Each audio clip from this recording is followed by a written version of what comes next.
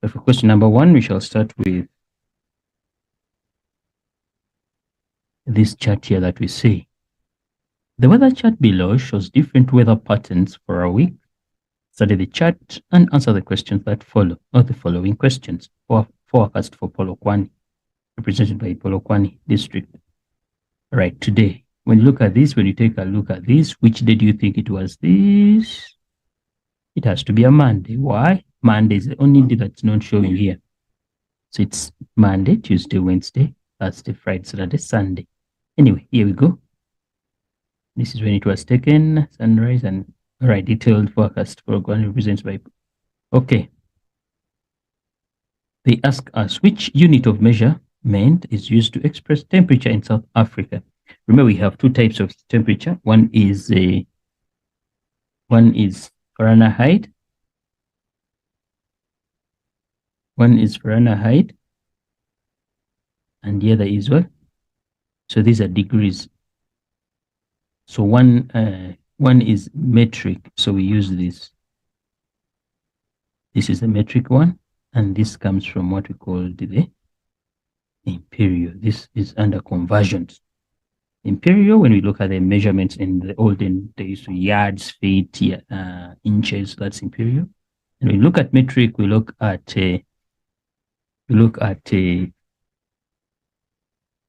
kilometers, meters, centimeters. So here we are looking at, it says the unit of measurement, we shall say degrees Celsius, so you can write it in full. Degrees Celsius. Write down the days write down the days with the model maximum temperature. Model, number that appears most, way, maximum. So this is the maximum temperature. Which days have the, so when you look at 21, 29, 26, 29, 29 has appeared twice. So it's the mod there, 27, 22, 20. So which days are these?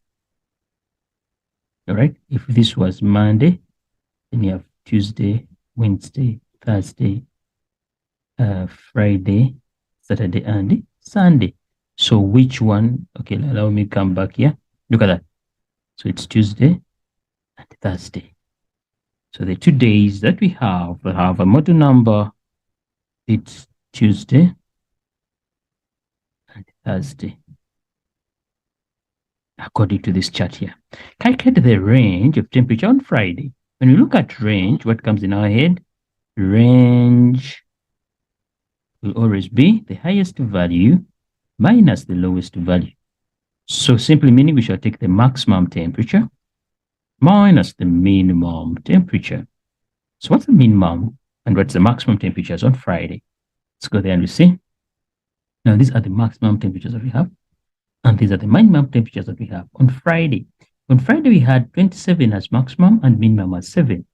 All right, then we shall come down here. We shall write 27 minus 7. So your answer becomes 20 degrees Celsius. That's the range. That's the range. All right. 1.1.4. Convert 29 degrees Celsius to Fahrenheit. Round off your answer to the nearest degree Fahrenheit. Guys, the moment you see that there is a formula, all you do, you try to substitute into your formula, right? The formula says Fahrenheit. The formula is for Fahrenheit. We are converting to Fahrenheit, which is okay. We don't need to substitute. Meaning, we need to where you see the C, you put the given temperature. Okay, the rest are okay. So here, open your brackets. 29 times 1,8 into, you understand? You close the brackets and you put everything. Now, when we multiply the 29 times 1,8, you have 52,2 plus 32. The answer became 84,2. But take note, they said to the nearest degree Fahrenheit. So simply meaning we don't need the decimals. So here the answer is supposed to be 84 degrees Fahrenheit.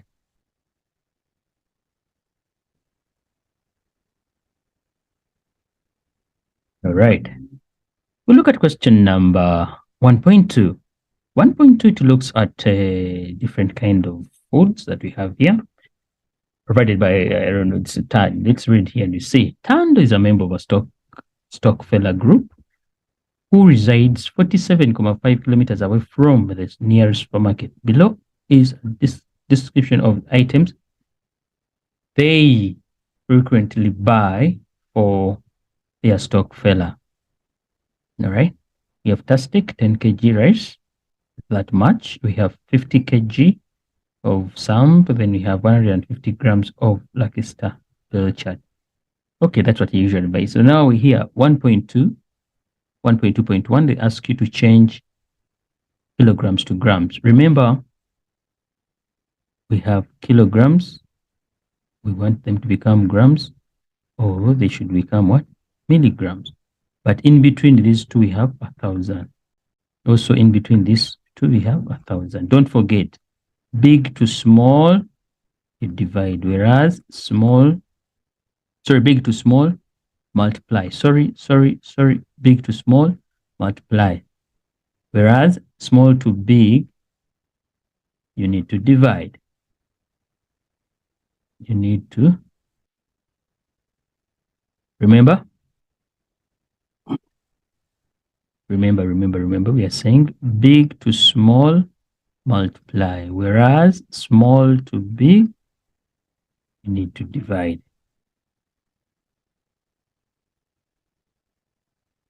Small to big, you need to divide. Anyway, so we are in between these two, kilogram to gram.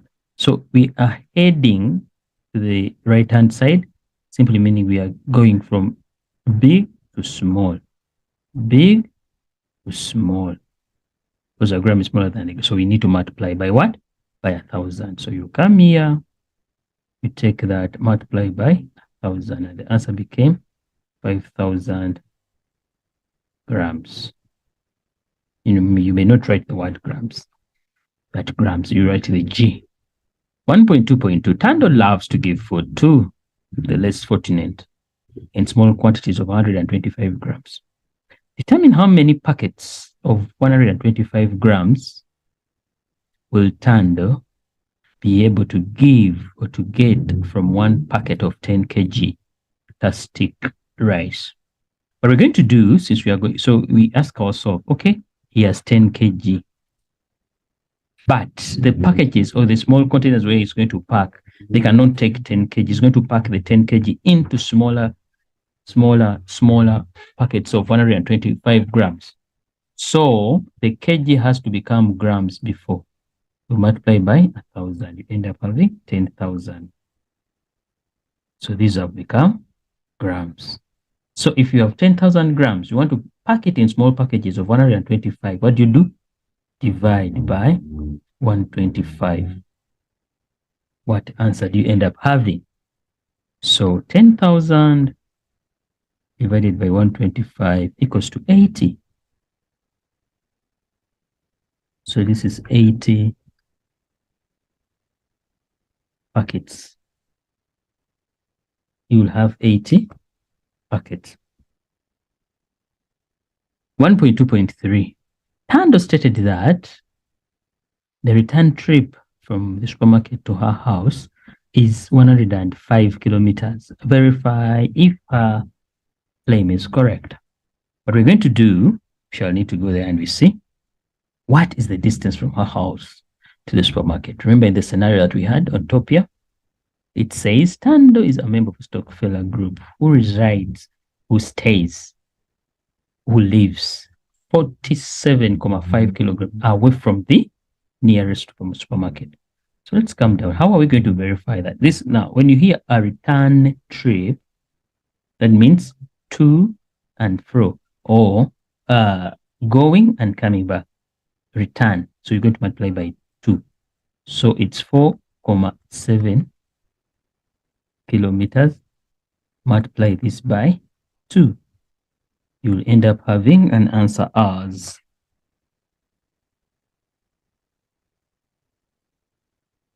95. 95 what? So this is not equal to 105 kilometers. So the claim, they said verify if the claim is what?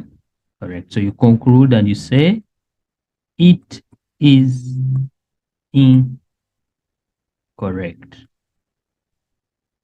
It is incorrect. Tando will leave. Tando will leave home at 5 minutes to 8 to reach the supermarket at 8:20. 20 minutes past 8. Determine the speed at which she will be driving to the supermarket. Use the formula below. Yes, whenever you're given a formula, please understand, analyze it. Because now this one says, because now what am I looking for? Determine the speed. Oh, indeed, I'm looking for speed. So speed is in the right place. Then if I'm to look for speed, that means I am given distance and I have time. All right, what's my distance? Remember, she told us she lives 47.5 kilometers from the supermarket. So the distance is 40. I will not use this because this is to and fro. Here, she will leave home. Simply meaning going. They have not told us that she will return. Yes, she has to return because she won't sleep in the supermarket. But for this now, we look at this because she's just going. So what about the time? Now, time we need to know. How much will she spend on the road? So what simply meaning? The arrival time minus the departing time. When you subtract these two, you remain with 25. 25, these are what? And minutes. Remember, speed is in kilometers per hour. You see? So we change the minutes to hour. What do we do? We divide by 60. Divide by 60.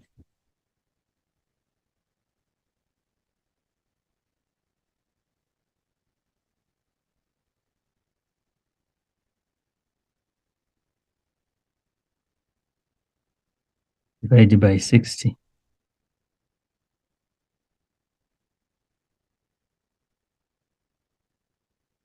Whereby you get 0.4.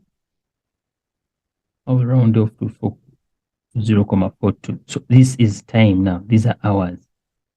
So now our speed will be, sorry,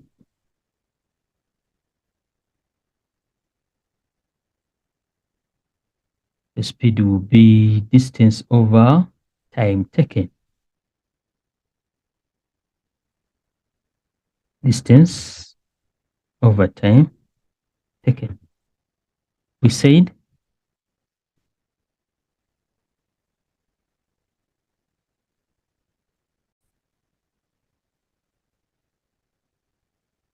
distance 47.5 kilometers.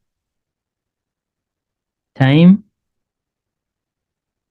towards the arrival, which is 8:20, minus the time when they left. We ended up having 25. These are minutes. Change the 25 minutes to hours. You get the answer 0.42 hours. So come now and substitute distance. It's this much. Time, it's this much. So our speed will equal to 47.5, don't put the kilometers, divided by 4.2. 4.7 divided by 0.42. So the speed was 113, 10. Round off, please. That's the answer. So this is the speed she'll be using. That is the speed she'll be using.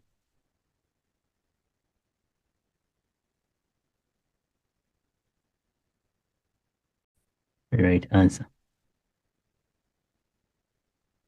I express the amount of fatty cheese in ounce required for the salad for the above recipe.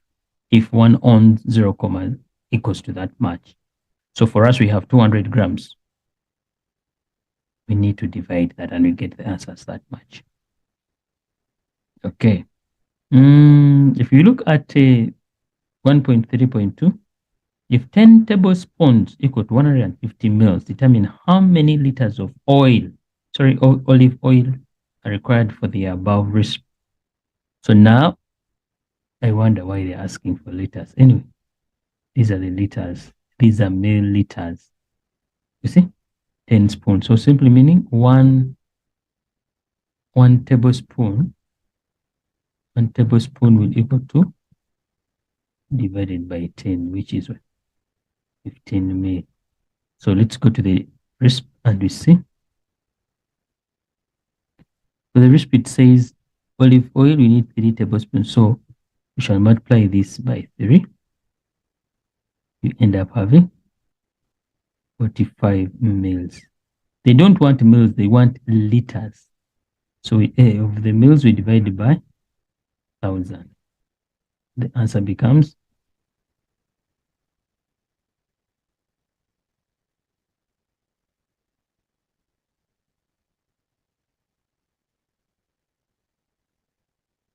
0.045 liters. Tando claims that she requires 100 grams of peanut for 9 people. Verify the calculations. First and foremost, remember that the preparation that you have is for 6 people. Now you need to look for how many or how much will the 9 people take for the peanuts. So we shall say 6 people. They need how much?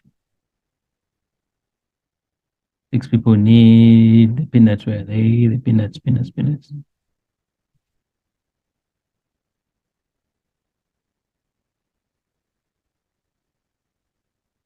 Okay, yeah, it's supposed to be peanuts, not pine nuts. These ones, yeah.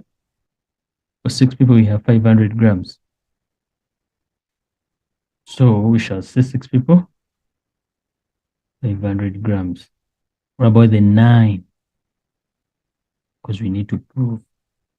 Should it equal to 100, then the person is right. But if it's below or above, it's not right. Then here we go.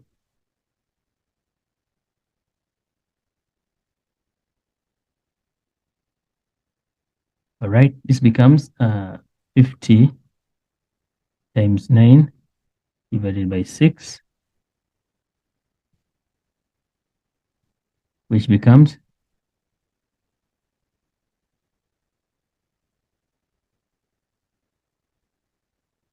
'so we need 75 is not the same as 100 grams.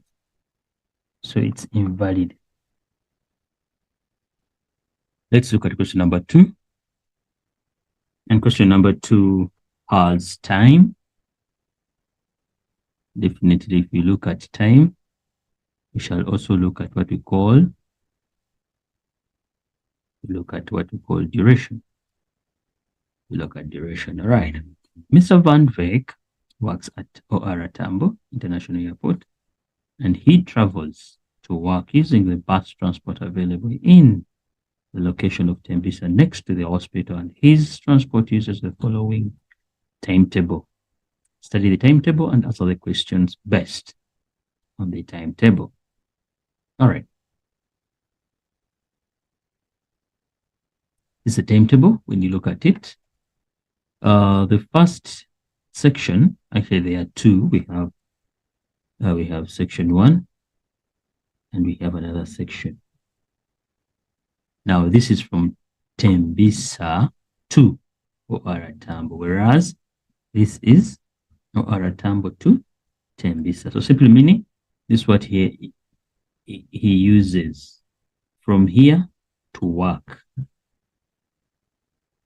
Then this is from work to home. Right. Why?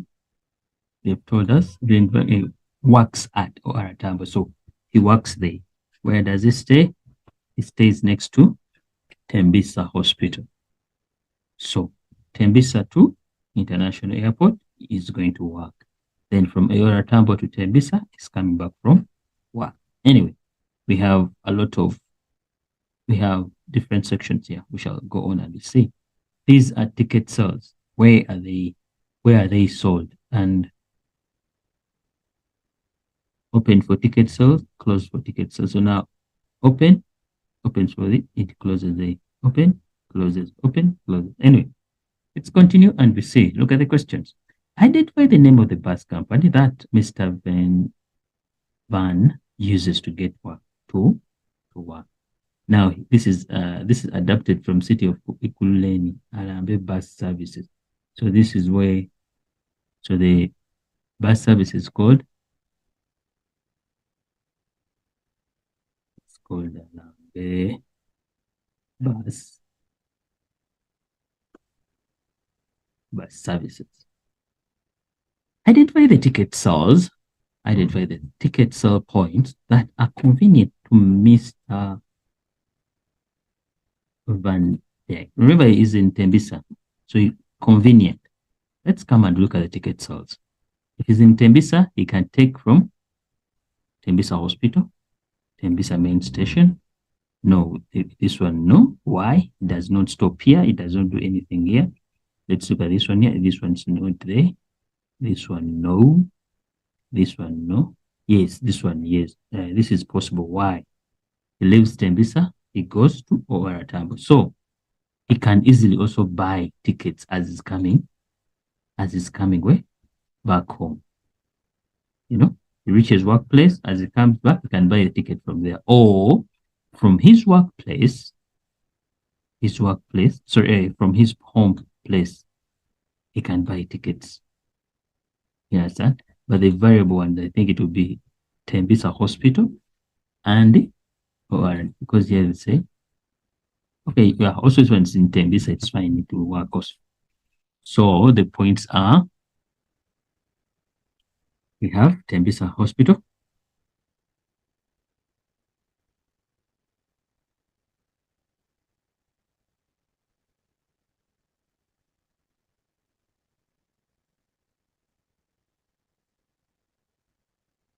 Tembisa Hospital, then we have Tembisa main station, and the OR Tambo.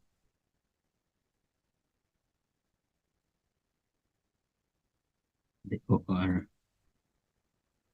Tambo, where he works, International Airport. Yeah, these are the places where he can get. These are the places where he can get tickets.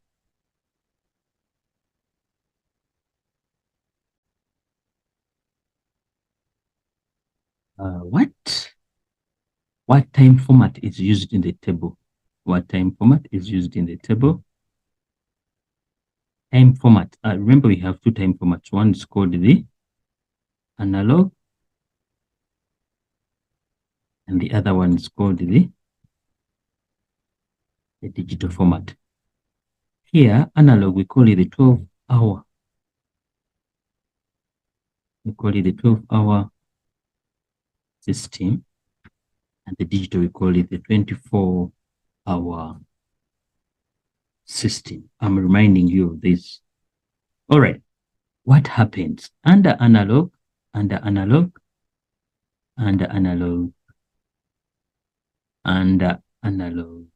we need to see.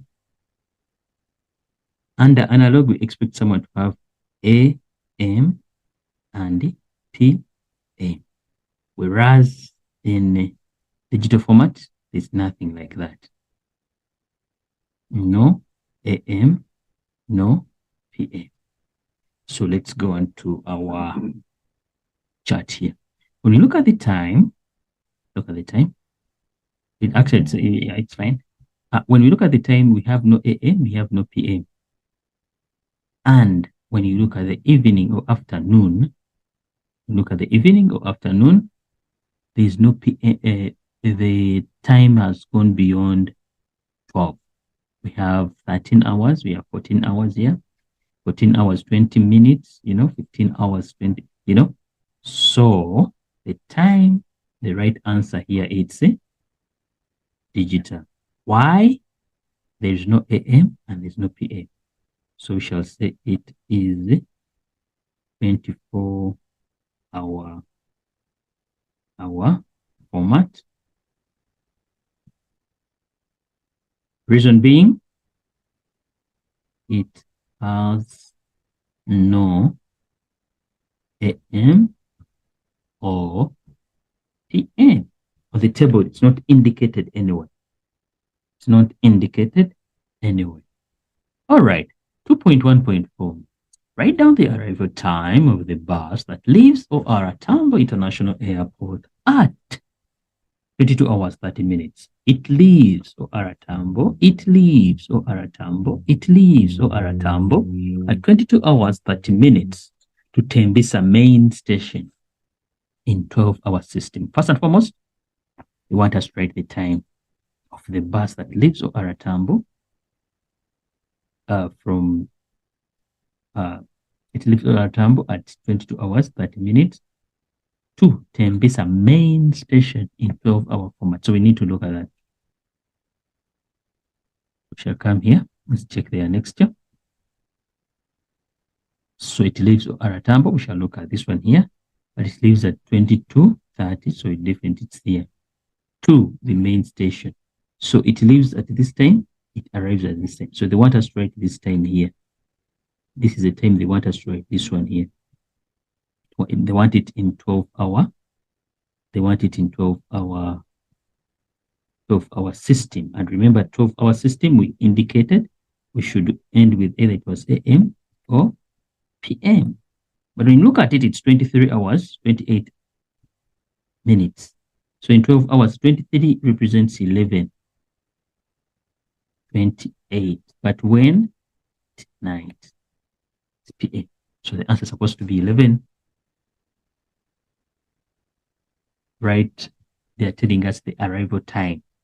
Right? The arrival time of a bus that leaves OR Tambo at the same. So when does it reach this?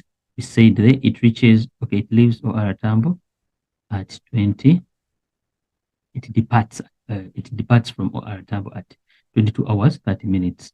Then it arrives at 23:28. So this arrival time is supposed to be displayed in 12-hour system. So which is 11:28 p.m. Someone who doesn't know how we did this, we pick this time here minus 12. So we shall take 23. Shall take 23.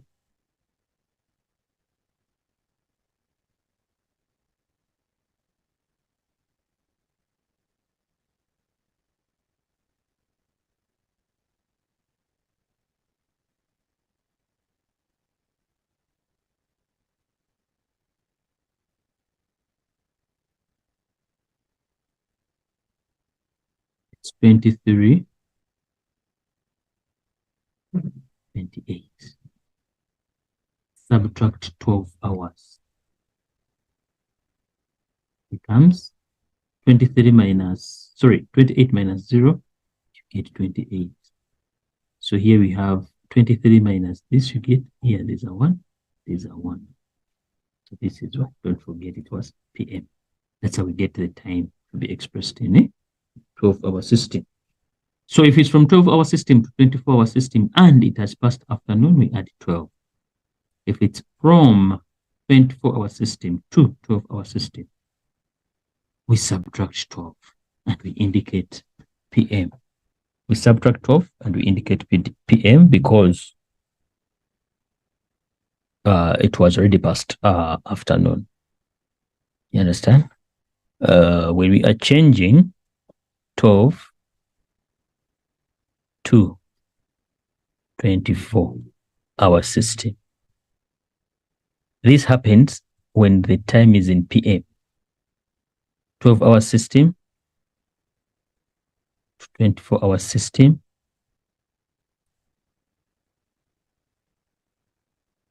We add 12 if the time in 12-hour system had what? PM. If it was AM, it remains. But PM, add 12 onto it, and you get, so the opposite is true. So from 24, it's already beyond 12, we subtract 12. Okay, calculate the duration of the bus that leaves the hospital at 7:30 p.m. to Aratambo.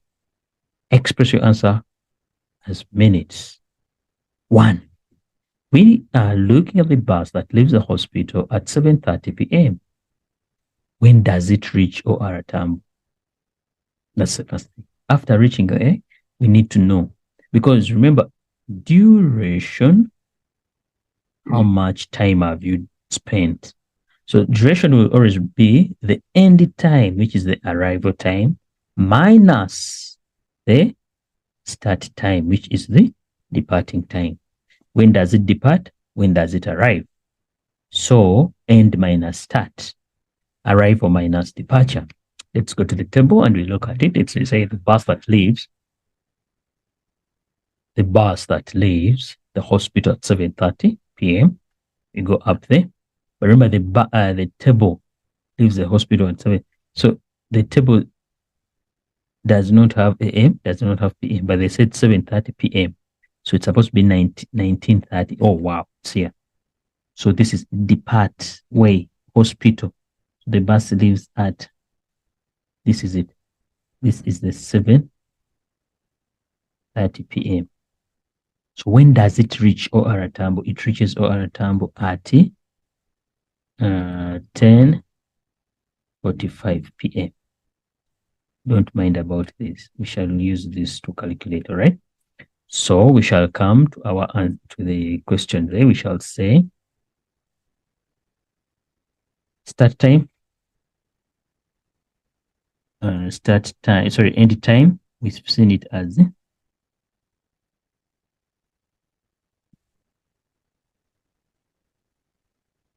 sorry, this is 8, not 10.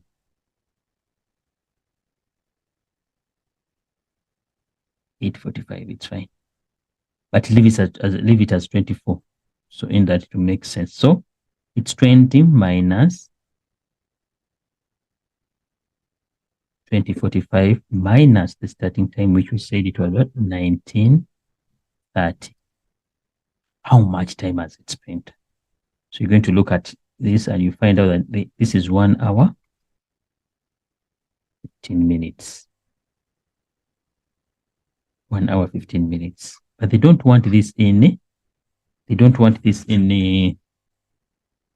hours, and they want the final answer as minutes. So 1 hour already consists of 60 minutes plus the 15 minutes that have passed. So the person spent 75 minutes. All right. Let's see, 75 minutes. How did you get this? Please, you do this. 20:45 minus 19:30. So 45 minus 30, you remain with 15.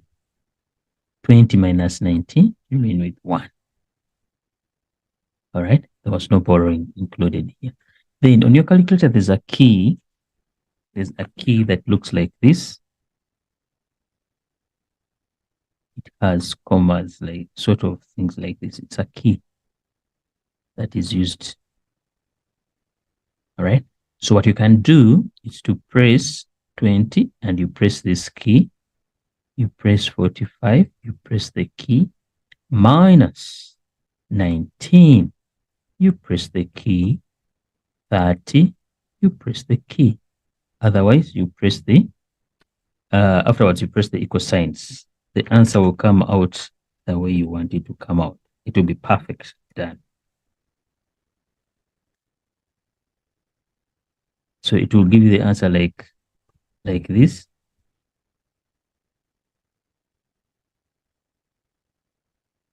Please, this is the answer. But then when you write it as 1, 1 will represent the hour, 1 hour. Then this 15 represents the minutes. 15 what? Minutes. 15 minutes. So if you press the SD, it will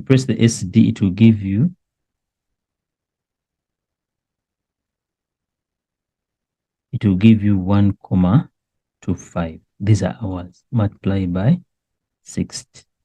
The answer will become 75. This will be what? Minutes. Take note of that key there.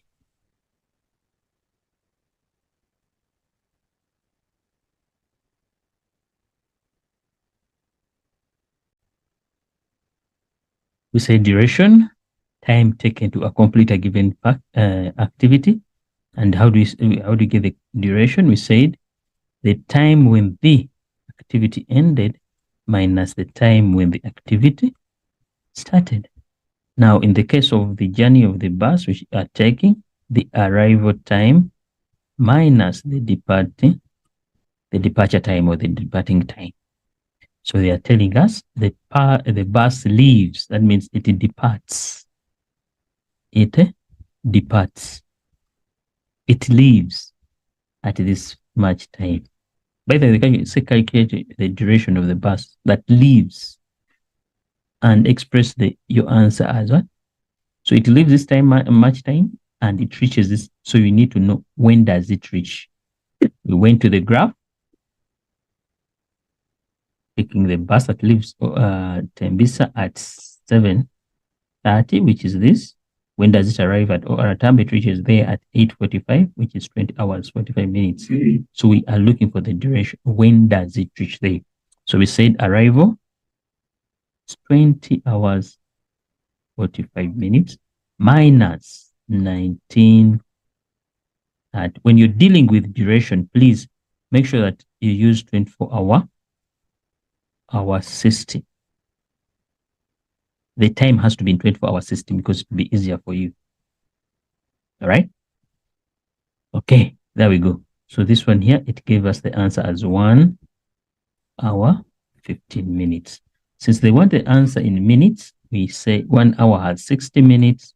We add on the 15 minutes because they're already 15, they are minutes. And the answer became 75 what? Minutes. 75 minutes. Then another method, you can do it this way: 20 or 45 minus 19, 30. What is it? 45 minus 15? Sorry, 45 minus 30, you get 15. And 20 minus 19, you have 15. So this represents hours. This represents, you do the same story, which is 60, representing the minutes from the hour, plus the 15, which are already minutes, which is what? 75 what? Minutes. Yes, the other one I said is a key that we use. You look onto your calculator there. Look onto your calculator, the scientific calculator. Look for the key. It's usually above English. Ing. It's not English, but it stands for engineering. So the key looks like this. It has a small or then sort of commas. Look for that key, please. How do we use it?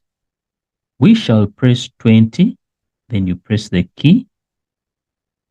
You press 45, you press that key. Minus, because we are subtracting, minus 19, press the key, and you get 30, you press the, don't forget, press the equal signs. Your answer will come out as 1.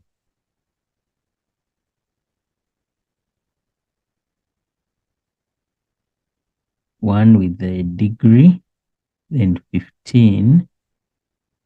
It looks like feet, then 0. So this will be hours. These are minutes, and these are what? Seconds. But then you press the key again. No, you press, from here you press SD. This is a key. You know how to press the one that changes fractions to decimals. You understand? You press that key. It will give you 1,25. That's turned it into hours. Because everything becomes hours. But you want it in minutes. What do? Multiply by 6. You will get your answer 75. This will be what? In minutes. The reason why I'm showing you all this is to see that how you get the perfect answer. All right. Let's look at question number 2.1.6. If Mr. Van finishes work at 17 hours, he finishes work at 17 hours. Remember, he is in OR Tambo, so he has finished work at 17. Now, another thing that we have to put into logic, when you finish work at 17 hours, you can't get a bus immediately. Why? You need time to walk to go to the bus. You remember, you're not working in the station. You understand? So here we go. It says, catch, after he catches the second bus. Take note of that. He finishes work. He catches the second bus after work. It takes him 18 minutes to walk from the bus stop to his home. That's when he reaches at Tembisa. Calculate his arrival time at home. So he has finished work. He will go for the second. He goes for the second bus. You understand? Let's go and analyze that. He's from OR Tambo to Tembisa. So when you come to the chart here, we shall look for OR Tambo to Tembisa. So when does he finish work? He finishes work at, because this one here, it's in the morning, comes in the afternoon, and then it goes into evening. So he has finished at 17 exactly. If he finishes at 7, he would have taken this, but you can't, because if you finish work at 17, definitely you're not at, yes, sir? For you to reach the bus station, maybe you take some minutes. Anyway, so he takes the second, they said the second bus. So he takes this one that leaves at 17:20. You see that? Now, he's going to Tembisa Hospital. So if he leaves at this time, you reach Tembisa Hospital at 18:34. After reaching Tembisa Hospital, that's his bus station, he will have to walk or to move from the station for 18 minutes. So he has left using the second bus. When does he arrive at Tembisa? He will arrive at 18:34 plus 18 minutes. Plus 18 minutes. So when will he arrive at his place? Let's go and redo that. We are saying he takes the second bus, but the second bus leaves at 17:20. So it means after finishing work, finishes work he catches the second bus. So he used 20 minutes to go to he used less than 20 minutes to go to the bus station there to get the bus. Then this bus leaves. It has to go to Tembisa where he stays, and it arrives there at 18:30, 34. So if it reaches there 18:34, now this is at the station. He has to walk 18 minutes. We need to add them on. So this is 2, 12. So 1 plus 3 plus get 5. So it's what? So he reaches home at 8 minutes to 7. That's when he will arrive at his place. That's when he will arrive at his place.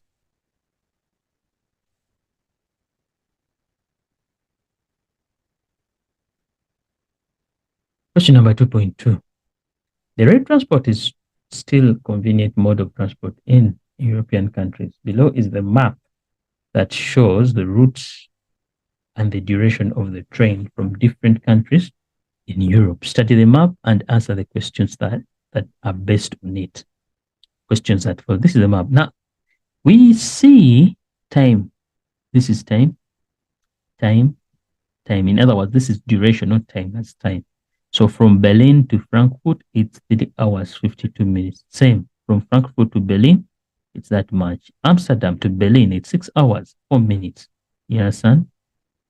This is this town is this one you're calling, but it doesn't show the time here. There's no duration. Anyway, we have time there between this and Brussels, Amsterdam and Brussels. It's 1 hour. London and Paris, it's 2 hours and 16 minutes. Ne? These are the durations as they talked about it. You know, it shows the routes and the durations, how much time someone uses when they're traveling in between those routes. Anyway, let's go there. Define the term duration in the given context. Now, here the context. Now, the context that we're looking at, it's train traveling from one town to another. European, this in Europe. Ne? So we shall say duration, time spent traveling from one town to another. Duration, the time spent traveling from one town, one town to another.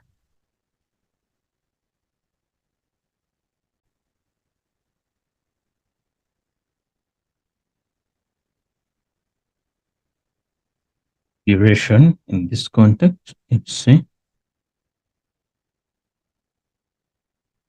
duration here, we shall say duration is the time taken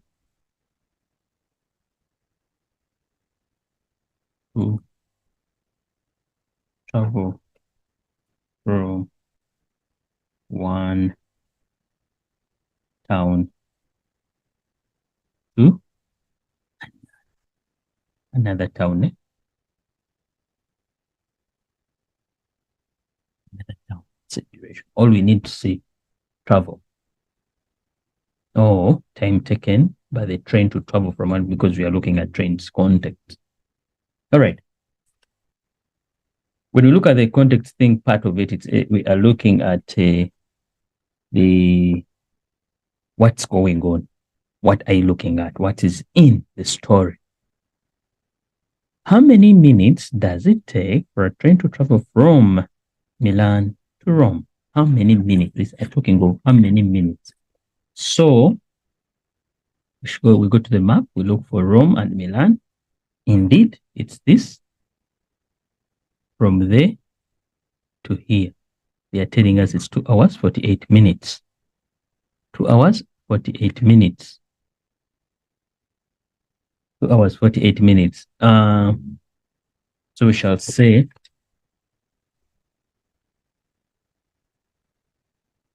hours, 48 minutes. So we shall say 2 hours, 48 minutes. These are minutes. You don't need to change them. So we change the hours to minutes. What do we do? 20 times 60. So 2 hours, we have 120 minutes plus the 48 minutes that I already spent. So the answer becomes 168. These are what? Minutes. These are minutes. 2.2.3.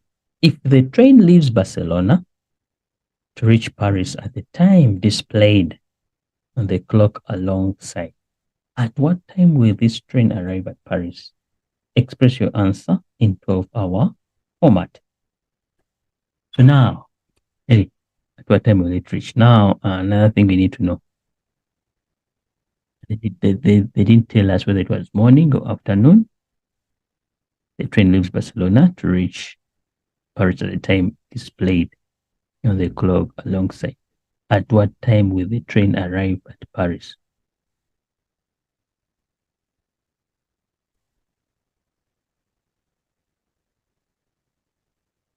The train leaves Barcelona to reach Paris at the time displayed. To reach Paris at the time displayed. So if it's going to reach at because you need to know what time is it. It's 10 past 10. Yes, and 10 past 10. This is when it's going to. Because they say it leaves Barcelona to reach Paris at the time displayed. So it reaches Paris at the time displayed, which is the. So this is the arrival time. It arrives at this time. Then arrival time is that. Then at Paris, express your answer in 12-hour format. So we shall go and find out. Barcelona reaches. So from Barcelona to Paris, how much time is needed? Barcelona, it's here. Then Paris, it's there. How much time needed? 6 hours, 30 minutes. So we need to work backwards. We need to work backwards.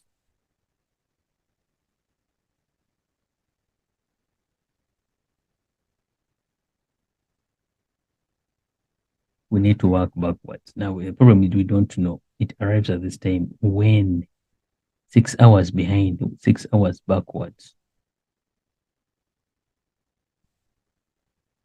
So we need to subtract. We shall subtract the duration time. 6 hours, 30 minutes. We need to because you're working backwards. We're working backwards. So it's 10 hours, 10 minutes minus 6 hours, 30 minutes. You'll see that it's 3 hours, 40. So this could be AM. Because if this is AM, they didn't tell us whether it was PM or AM. If it was PM, then this would be also be PM. 6 hours backwards. Let's see. Working backwards, we have 10 equals to 9 equals to 8 equals to 7. I'm looking at the durations now. Because we have 1, 2, 3, 4, 5, 5,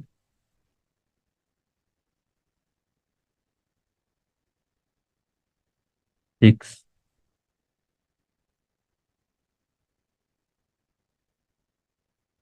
6. So these are 6 full hours.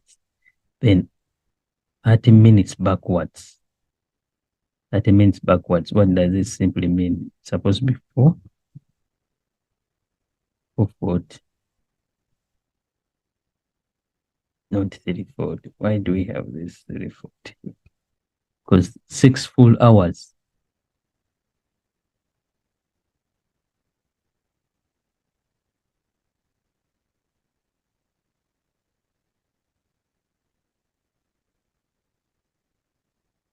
Six full hours.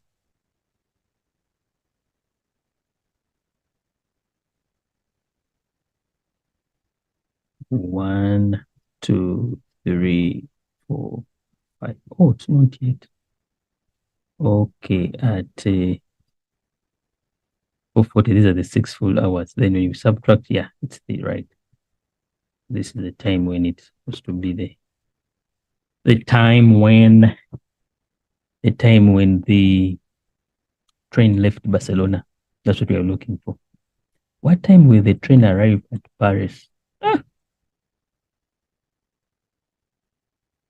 On the clock. What time will the train arrive in Paris?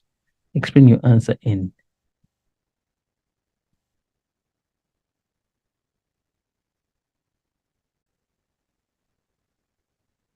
Sorry for that. Let's look at this. If the train leaves Barcelona for Paris or to reach Paris at the time. So, okay, it leaves at the time displayed. So this is the departing time. You understand? On the clock. Then at what time will the train arrive at? So the simple meaning, it has not yet arrived in Paris. So what time will it arrive? So if it leaves at this time, which is 10 minutes past 10, we shall need to know how much time will it spend on the road? How much time will it spend traveling? So we shall go to the map and look for Paris and Barcelona. The map, Paris and Barcelona, it's this route here that we see. This route up to the, look at the time that it has. It has 6 hours, 30 minutes. So simply meaning, if it leaves at 10 that, so we shall come here and we add. So this is,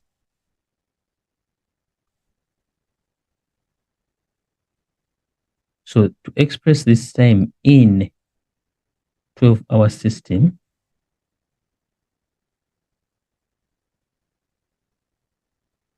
we shall say 1640 is the same as, remember we said we subtract what? 12. So this is 440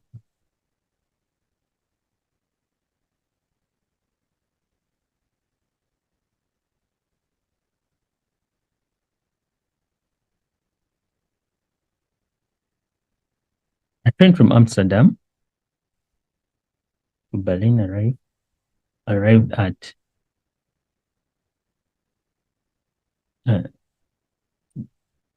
0 hours 12 minutes. At what time did the train leave Amsterdam? So now we are looking for backwards. It leaves Amsterdam for Berlin and arrived at this much time. At what time did it leave? So what is the departing time? At what time did it depart? So we shall take the arrival time. Just remember, duration equals to end minus start. So we are going to have the duration here. So we are looking for what time did it start. So this will be start time equals to duration. Sorry, end time, arrival minus start time will equal to end time minus the duration. So the end time, we have it as 0 minus, what's our duration between Amsterdam and Berlin? We come here, look for Amsterdam is here to Berlin is 6 hours and 4 minutes. So we come and subtract.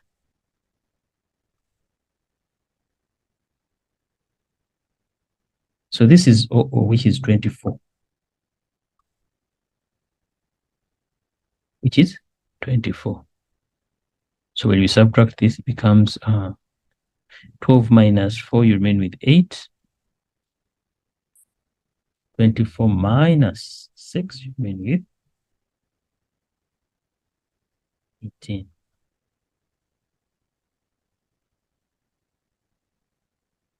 So it left at that much time.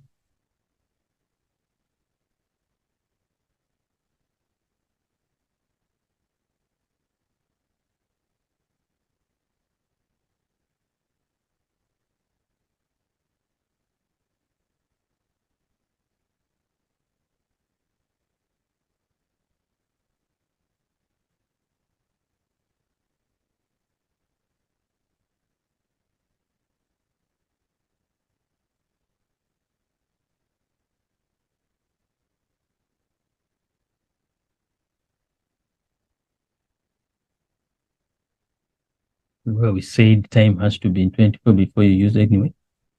So we are saying the end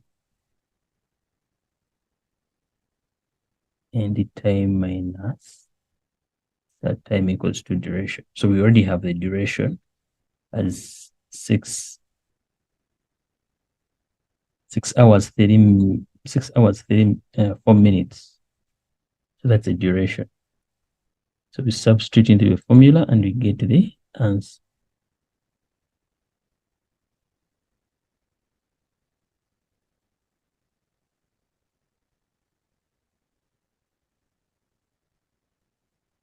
duration equals to end time minus the start time.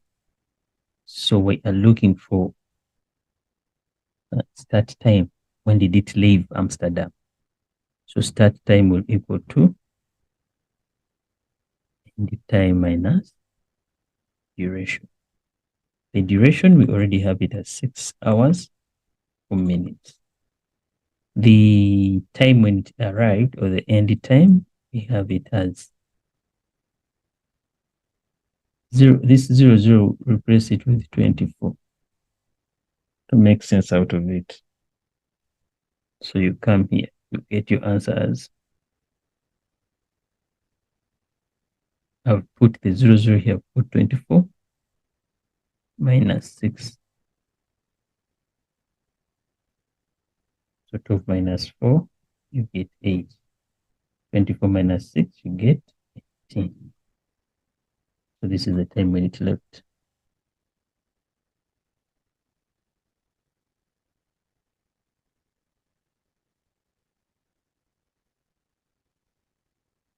Two point five. The distance between Lyon and Barcelona, between Lyon and Barcelona is 192 kilometers. The driver claims that if he leaves at 16 hours 40 minutes from Lyon, travels at a speed of 80 kilometers, he will arrive at Barcelona before the sunset. If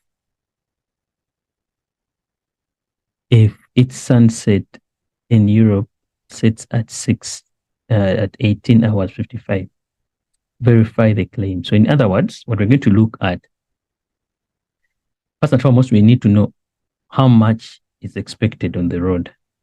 So for him, he says he's going to drive at it. So we shall know how much time is he going to spend on the road. So let's look at that, because we have the distance and we have the speed. So we ask ourselves what will be the time. So using this formula here, first thing we need to do is to make time the subject, which will equal to distance over speed.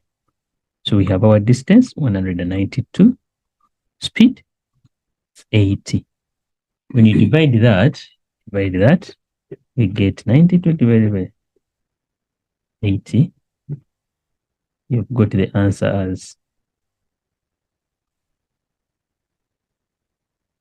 2, 2,4. These are hours. These hours, you need to change them to hours and minutes. We need it to become hours and minutes. So we have 2 full hours and 0,4 times what? 60. I'm changing this 0,4 to minutes, which becomes 24. So he will spend 2 hours and 24 minutes. This is what he's going to spend on the road. All right. So we are aiming at him reaching the place at 16:55. So the distance. Okay. So now, the driver claims that if the driver claims that if he leaves at this much, we'll reach there at this time, before this time. So we need to confirm. So if it's 16:40, it's going to spend 2 hours 24 minutes, which is what? This is a 60. So it becomes an hour this other side, and the answer became 19. So the claim is what? Invalid, because it does not beat the 18. Yes, it will be there around 9 minutes later. Will be there around 9 minutes later. Yeah. So his claim is invalid. One, in this question here that we had to look for how much time is he going to spend, plus the time he leaves, the departing time. Time spent plus the the departing time. It should equal to 18. If it's not equal, then it's invalid. 2.3, we look at these kind of watches. Actually, these are wall clock, or yeah, they can also be wrist watches. Okay. Consider the clocks below. Okay, they are clocks. Which show different times during the day. That's afternoon, morning, afternoon and morning. Use the above clocks to answer the questions that follow. What time format is used in the above clocks? Explain why. Time format, we said is what? 12 hour, 12 hour system. Because it shows afternoon, and what? Morning. Someone else can say the system used is good, what? Analog, what? Analog system. Okay. Write down the time shown on clock D in words. First and foremost, with D? This. They said it's in the morning. What's the time? It's coming to 3. So here it's a, you know how to count. This is 5, 10, 15, 20, 25, 30, 35, 36, 37, 38, 39. So it's 2. It's 2 what? 39. So how would you write this in words? Since it has passed 30 already, the minute hand has passed 30. Now we start saying 2. How many minutes remaining? So in this other one here, we are remaining with 20, 21 minutes to 3. Since it's the morning, you say what? 3 what? AM. So you can say in the morning.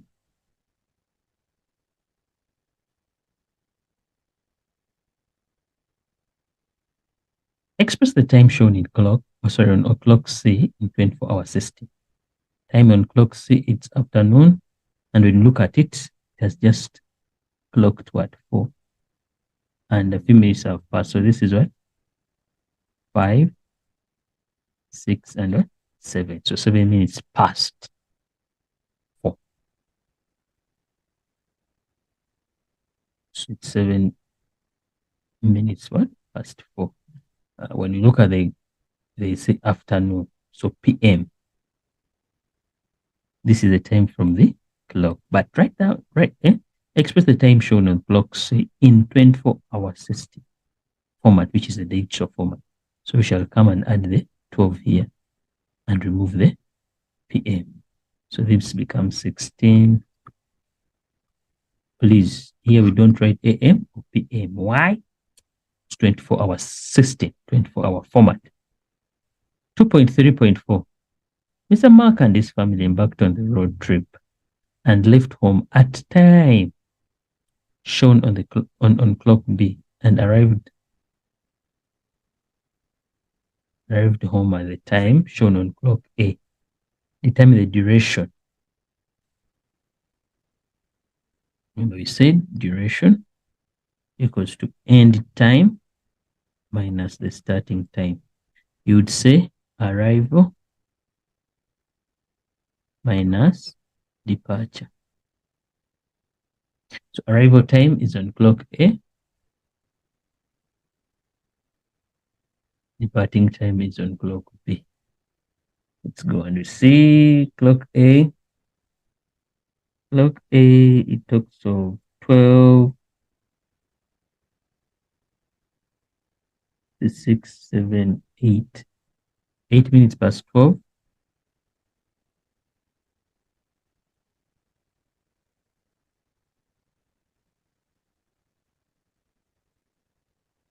unknown. And the B is 10 minutes to 2. 10 minutes to 2, which is 150. So it's 150 morning.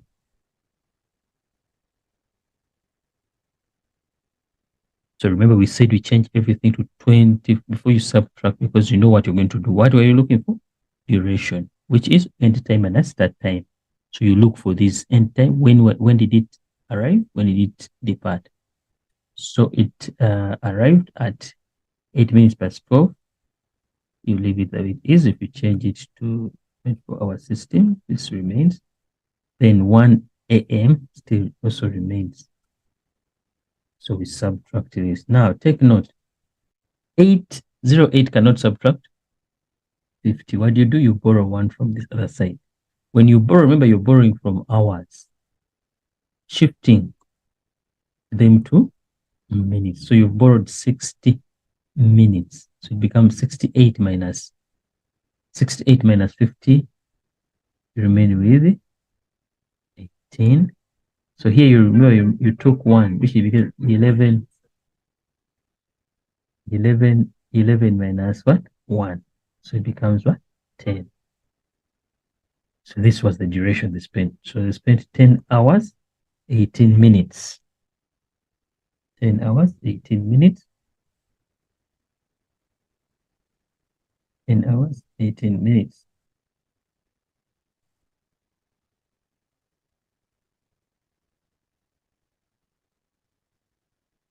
If they were driving at a speed of 80 kilometers per hour, how far did they travel?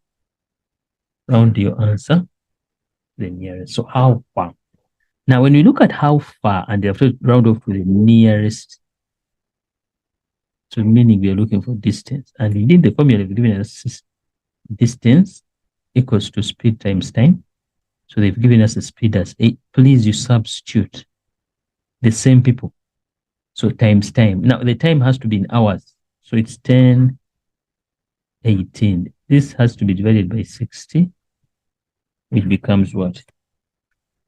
10 hours plus 18 divided by 60, 0,3. So it's 10, these are the hours. So times 10,3.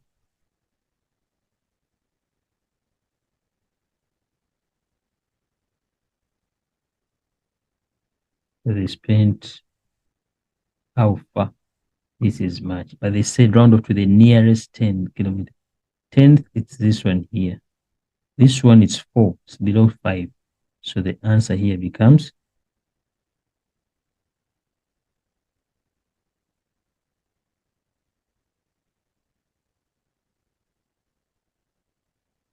his wife claims that 2,500 will be enough for the return trip. The car's fuel consumption rate is 2.2 liters per 100 kilometers and costs, so and the fuel cost is 21 rands 50 cents per liter. Verify using the calculations whether her claim is valid. Now, what we're going to do, first and foremost, we look at what we call the return trip.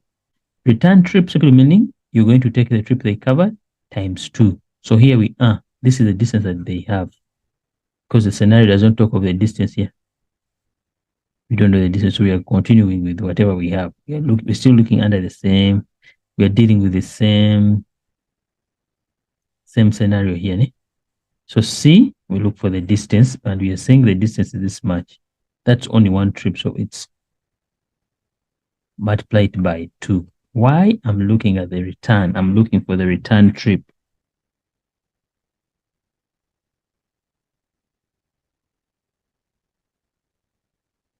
So the distance covered here is 1,640. These are the kilometers. We are not interested in this. We're interested in how much fuel is needed. So we had to look for the distance covered to and fro. That's much. Then we need to know how much fuel is needed. So we are going to use the fuel consumption, which is 2 liters per 100. So this simply means it will use 2.2 liters of fuel whenever it covers a distance of 100 kilometers. So it's going to cover a distance of 1,640 kilometers. How much fuel is it going to cover? We don't know. We leave it as a box. Cross multiply, and the answer became, I'm looking for the amount of fuel needed. And I will divide through by 100.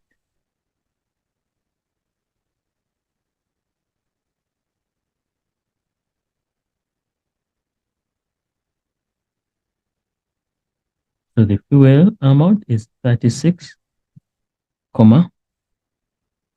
These are liters. These are liters. These are liters.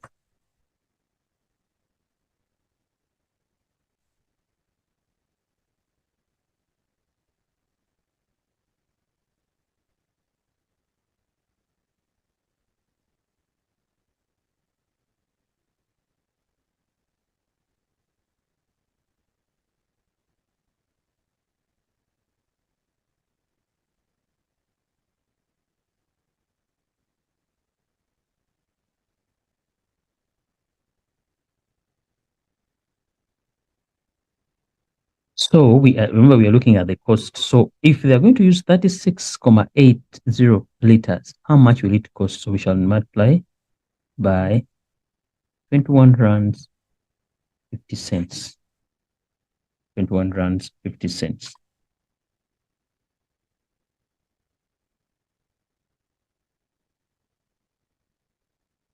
So they will spend 775 rands 72 cents. So her claim is valid. The claim is valid.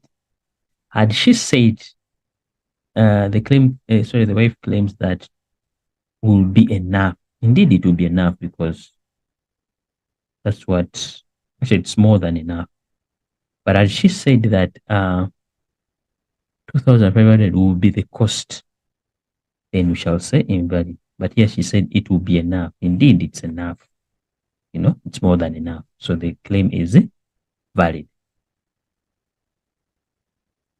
Though she's going to use less than that. She's going to use less than that. Let's look at question number 3. Question number 3 looks at area, perimeter. As we go on, we shall be looking at area, perimeter, among others. All right. We'll go straight to question number 3. The picture below shows the dimensions of the rectangular vector garden with 2 gates. The garden has a length of 35 feet and 17 feet respectively. It has a length and a width of 35 feet and 17 feet respectively. Simply meaning the length is 35 feet and the width is 17 feet. In that order, respectively means in that order. All right. Note the width of the small gate. Okay, when you look at the garden, this is it. Those dots are poles that are going. This line they present the round one represents a fence. Then these are the gates where one will enter from, and indeed this is a pathway where one goes through, and you go out from this other side. Okay.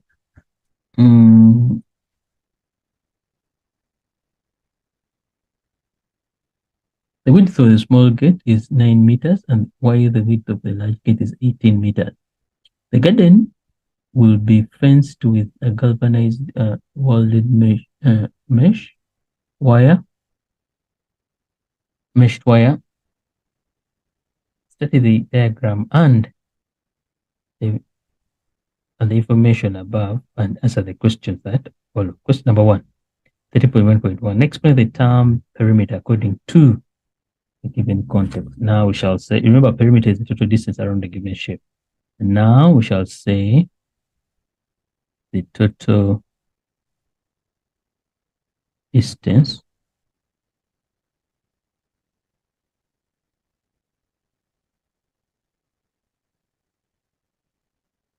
covering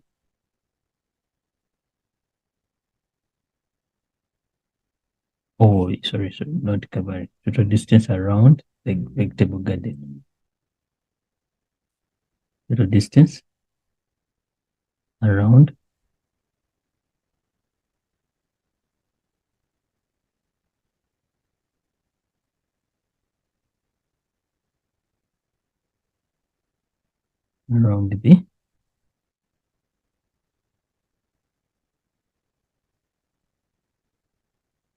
the vegetable garden.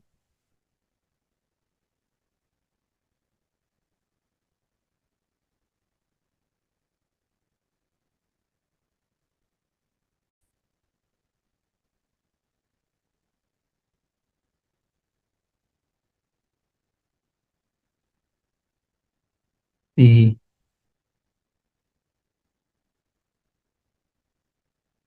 total distance, you can see length around the vegetable garden.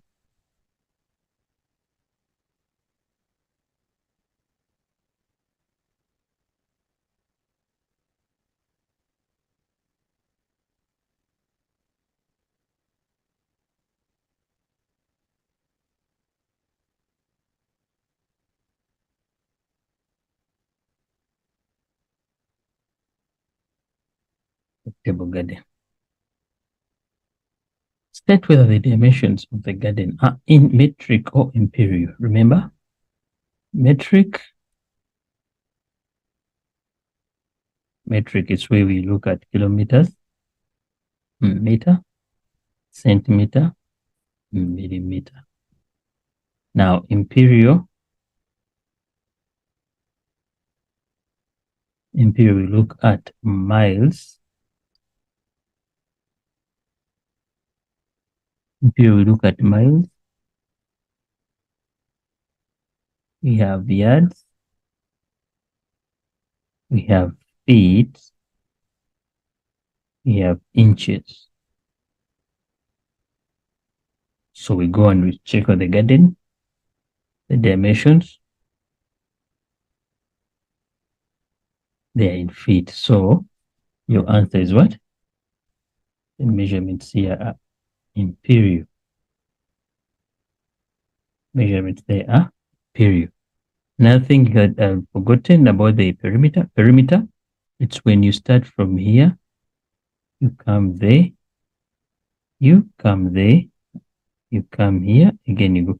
So the distance that you move from here, you go like that, you add. That's how we get the perimeter. When you move around a given shape of a given area. Around, which means outside.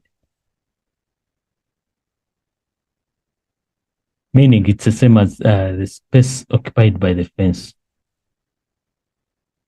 or boundary. All right, a boundary around a given shape or area. Determine the ratio of the width of the smaller gate to the large gate. Remember, they gave us those measurements. They're here. But what I wanted you to know, first and foremost, know its ratio of the smaller gate and the larger gate. The smaller gate, what's the width? We come back to the scenario here. We have it at 0.9 meters, and the large gate is what? 1.8. In that order, please. 0.9. is to 1,8. Simplify it, become 1 is to 2. 1 is to 2. Calculate the perimeter of the rectangular vegetable garden in feet. You may use the formula below. Now, someone might ask us, shall we count the gate? Yes. Why? We are looking at the vegetable, we are not looking at the fencing, but we are looking at the perimeter of the garden.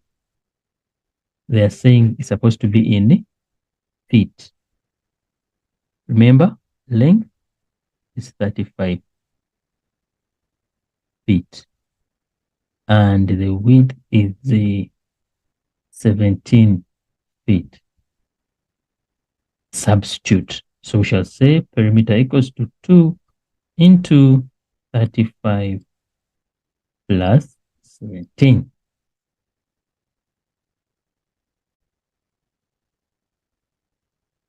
We are looking at perimeter. Perimeter needs us to have length. It's already given to us at 35. These are feet. Then we also need to have the width, which is 17 feet.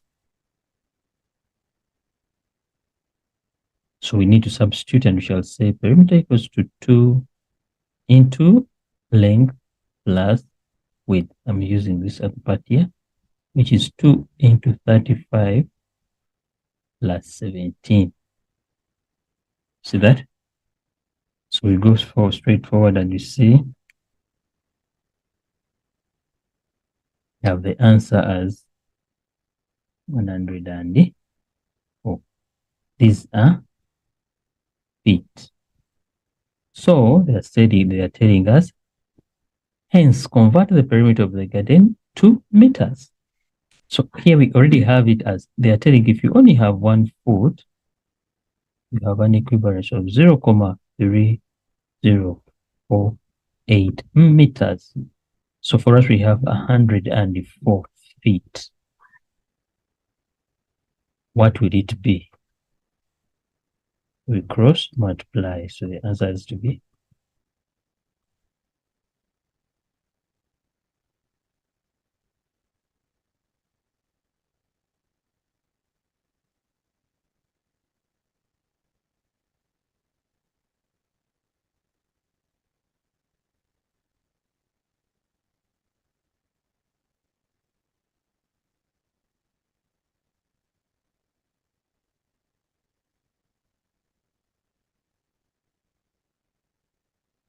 telling us it has to be 3,16992. These are meters. In other words, this is same as 31,70. All right. The roll of the mesh wire in the first roll in the mesh garden is sold in rolls of 120 millimeters. That's how long it is. But then the wire covers 10 meters. So 120 meters high and the length of 10 meters. So they ask you, determine the number of rolls of wire required to fence the rectangular. So before we do this, remember now this is when we are going to exclude, or this is when we are going to look at the gates. Why? Now you're bringing in the fence. Definitely you want to cover the face, the gates. So what we're going to do, total perimeter of the fence. So we already got the answer there up there, which way we said it was 35. Added the 17. We got the answer as what? These were feet.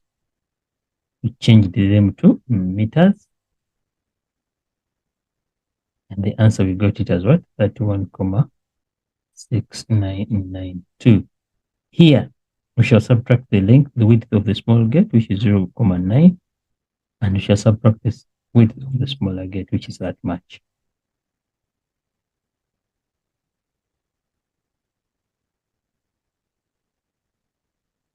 So remain with 28,9992. So these are the meters that we need. So we shall divide this by 10 because it's sold in 10 meters. So we divide that by 10.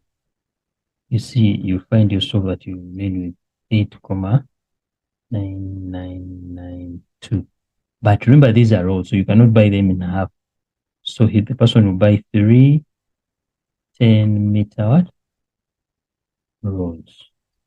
3 of them, but the third one won't be fully used, but part of it will be used.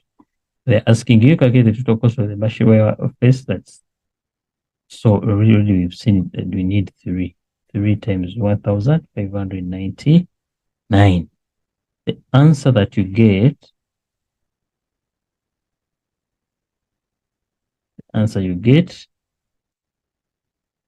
equal to that much.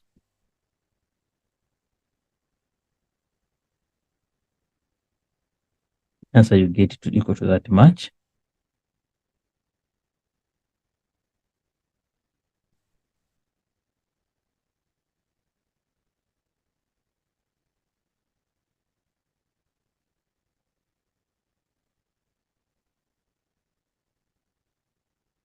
Give one valid reason for putting a fence around the vegetable.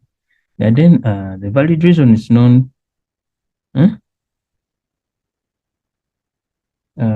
for the animals not to destroy the garden. You know, if you have animals at home, you protect them. You protect the vegetable garden from those animals. So by putting what? A fence, not to destroy the garden, the livestock, not to destroy the garden.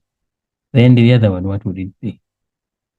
Also to be neat, protect your garden from intruders.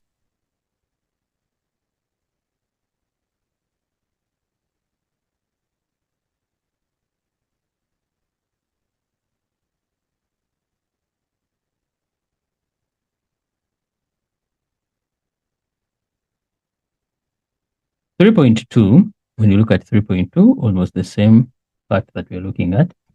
And here we have this diagram, yeah? Now this is from Mr. Malin intends to increase the area of his garden to plant more vegetables. The diagram below shows the dimensions of the existing garden and the alternations to the new garden. You understand? The existing is this blue one. Then these dotted ones are the extensions, which becomes the new garden. The garden has a circular garden bed with a diameter of 1.5 meters. Okay. Determine Mr. Malin's new length of the garden. Now you're taking the old plus the new one. So it's 11 plus 2. So the new length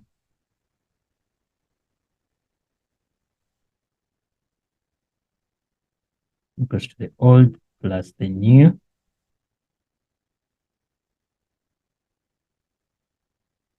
So we added that up. Calculate the area of the new garden in square meters. So the width is 6 meters and the new garden is 13. So let's go there and we say our length is 13. The width is 6. And the answer becomes 78.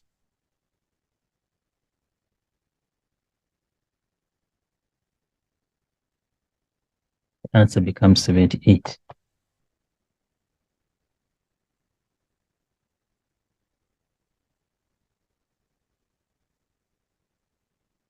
Don't forget these are meters what? Squared. You show the units because even there they said in meters squared. So please, you don't forget the units. These are just meters, they're not squared because just we are adding. Here it's a square because we've multiplied 2 times. We've multiplied the meter from here and another meter here. So multiply the 2, you get meter squared. Here we're just adding. You don't get anything. It remains the way it is. We go to 3.2.3. Martin stated that the percentage increase in the area of the new garden is 40%.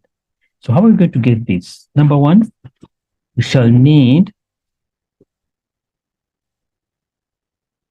we need to know, because to get the percentage change, you need to get the new area. Allow me write it like this. Minus the old area. Everything divided by the old area times 100. Why? I'm looking for the percentage. Anyway, I have the new area. What about the old one? So I need to look for the old area, which will become L times what? B. Let's go back to the diagram. What's my old area? It's 11 by 5. So I'll come here, multiply 11 as length, 5 as width. And the answer becomes 55 meters what? Squared. So I have the old area. I'm good to go. I'm going to substitute. I'll say my new minus old divided by old times what? 100. The new is 78 minus 55, which is the old. I divide by 55 and multiply by 100. What answer do I end up having? 70 minus 23 divided by 55 times 100. So the answer here, you have it as 41.82%. So if you round it to, it's what they are saying is that the percentage increase. No, the answer is what? Invalid. Why? This is not 40%. And he said it's 40, and it's above 45, it's 40%. Then it will be valid. Why it's above? And he said it's less, it will be false. Incorrect.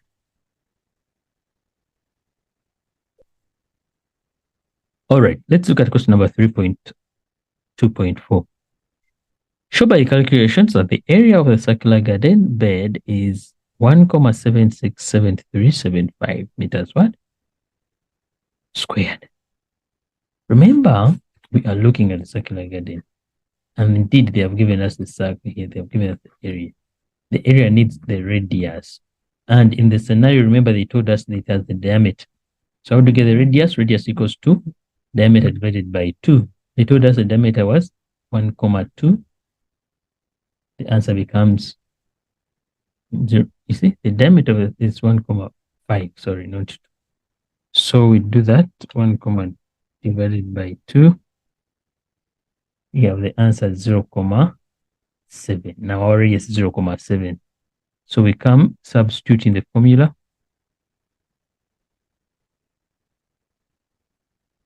Squared. So 3,142 times 0,52 square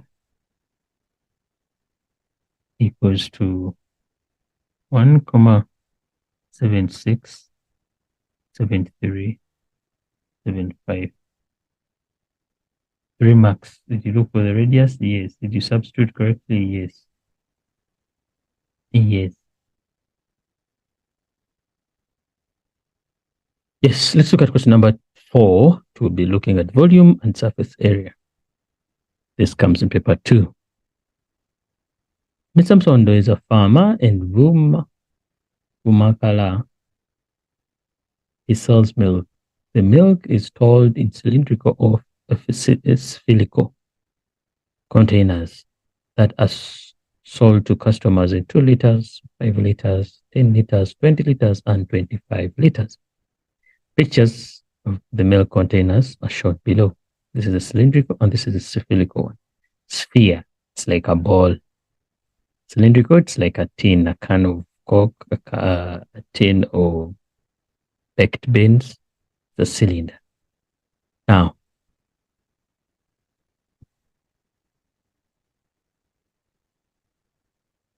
so this height here is for the cylinder. The radius is for the sphere. All right, let's continue. These are the formulas given to you, and you may use them, or you might need to use them. Use the information above to answer the questions that follow. We are saying convert the 770 millimeters to meters. So here we are converting millimeters to meters. Remember, we have this.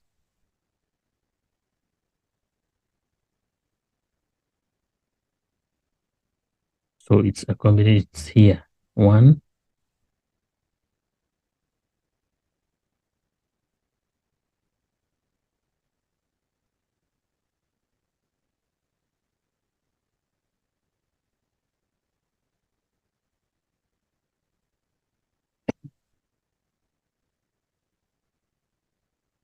between kilometer and a meter we have 1,000. Between a meter and a centimeter we have 100, and between centimeter and millimeter we have a 10. So simply meaning we need to change the millimeter to centimeter, then we change it to meters. But when you look at it critically, you have tampered with approximately 1,000. When you look at it, it's 1,000. So what you're going to do, remember we said small to big, we need to divide, whereas big to small, we need to multiply. So we have from small to big, we're going to divide. Millimeters to centimeters to meters, we need to divide by 1,000. So we shall get the 770 divided by 1,000. The answer becomes 0.77 meters. All right. Determine the diameter of a spherical. Determine the diameter of a spherical milk container. As I showed you up here, the radius is for sphere and the height is for the cylinder. So remember, when we are looking for the diameter will equal to 2 times radius, which is the same as 2 times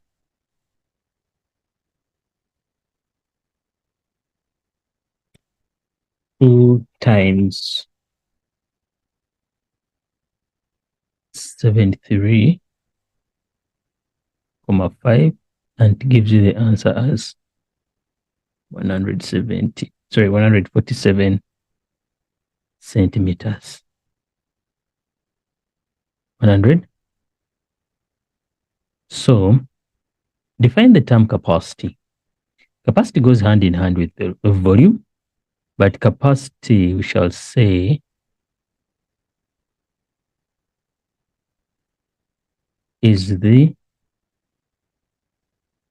total amount of quantity a given container can carry or contain. You understand? The total amount of quantity a given container can hold or carry. If not, you might say in this context now, it will be this context now, it's going to be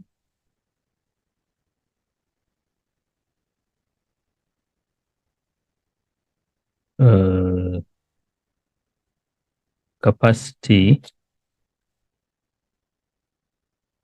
is the amount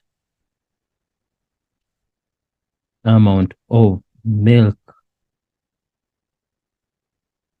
these containers can carry. The amount of milk these containers can carry.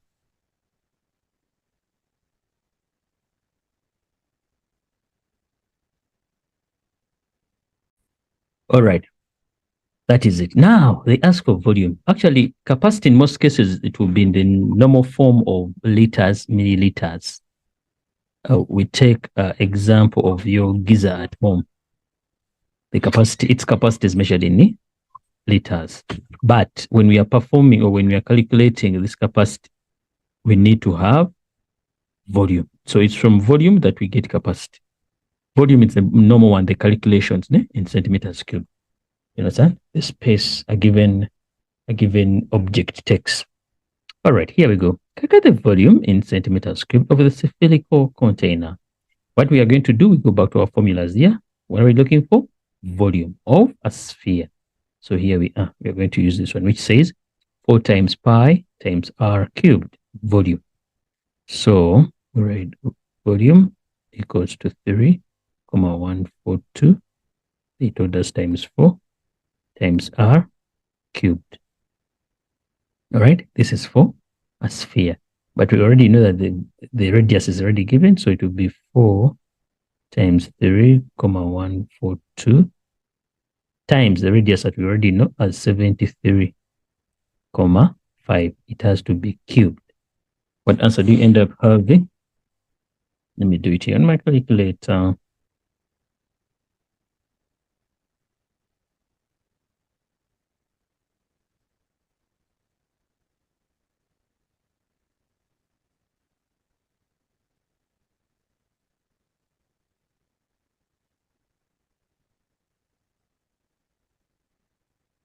Have the answers.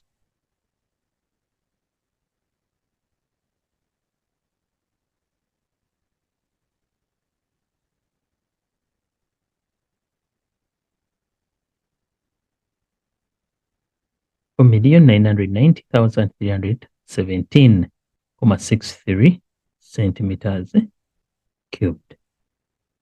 Centimeters cubed. Then we come to this. They say the capacity of the cylindrical container, is 60 liters. Determine the diameter of the container. Round off your answer to the nearest centimeter. Now, we need to ask ourselves, well and good, they have capacity. And I told you its capacity comes from volume. So what we need to do is to change this capacity that we have, we change it back to volume. In this sense, because now they have told us centimeters. So it means we are going to change the liters to centimeters. You understand?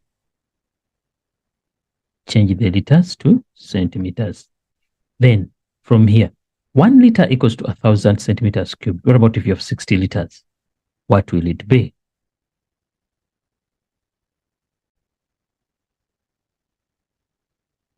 One liter equals to 1,000 centimeters cube. So if you have 60 liters, what will it be? Multiply by 1,000. So you have 60,000 centimeters cubed. This is now our volume in the normal sense of, I'm using centimeters cubed because I need my answer to become centimeters. I keep it aside. Then I ask myself, okay, if this is the volume, how did they get it? Remember, we are looking for the volume of a cylindrical container. In our heads, we know that already. Volume of a cylindrical container equals to pi r squared h. Do I have the volume? Yes, it's 60,000 centimeters cubed equals, the pi is a normal number that we know, times, what are we looking for? We are looking for the diameter. Do we have the diameter of the cylindrical container? No. So the reason why I'm looking for the diameter. So the reason why we are looking for the diameter, it's the question. So we don't have the radius. Right? It was not given. So we leave it as square radius, square times. Do we have the height? Remember with the height we said the height is 770 milliliters. Change it to The height, let's change it to centimeters, becomes divide by 10, you end up having 77 centimeters. This is the height. So I bring it here. So what I do, I take the normal number. 3,142 times 77 equals to 241,934. I will leave it like this. Times r squared should give us 60,000. I divide through by the same number on both sides. I divide through by the same number on both sides. It will die. Yeah, it will die. So I'm remaining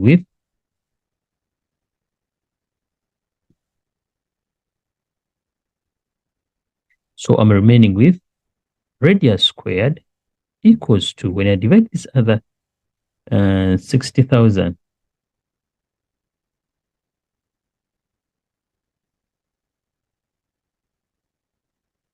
I'll end up having, when I divide by 60,000, when I divide 60,000 by this number, I end up having 248,0015211. So on your calculator, because it's squared, I need to know what is r only. So it's because squared, I need to look for the square root on both sides. So I'll find the square root. So find the square root of the answer there.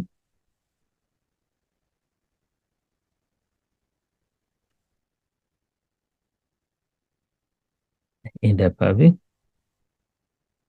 15,74806.04.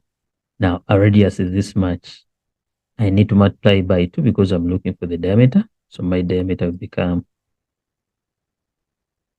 31,96, which is approximate, because they say to the nearest centimeter.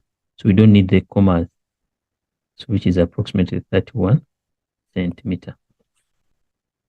When you look at this is 8 marks, and you ask yourself, how was it marked? Let's try to mark it and we see. Did you change the liters to centimeters cubed? Wonderful. Did you change from millimeters, the height? Did you change from millimeters to centimeters? Another mark. Did you understand this concept? 1 mark for that. Understanding this concept. Dividing, another mark. You applying the square root, 1 mark. Getting the right answer, 1 mark. Multiplying by 2, 1 mark. If I know mark is here. Take note, whenever something is missing, whenever there's something that you find, you need to find, you need to show it, please. Right? For example, here you knew liters have to become centimeters cubed. That's a mark. You knew that the height is in millimeters, it has to become centimeters. That's another mark. You understand? That's a mark. Then you substituting to get the formula, knowing what is there. You would get a mark for that. All right, that's how it was marked. Let's go to the second question. Next question. 4.1.6. Determine the number of 1.5 liter containers that would be filled with the milk from the cylindrical tank or cylindrical container. Remember, the cylindrical container is worth 60 liters. Someone wants, it comes with 1.15 liter containers. How many shall we get from there? It becomes 60 divided by 1.5. You have 41.5 liter what? 1.5 liter what? Containers.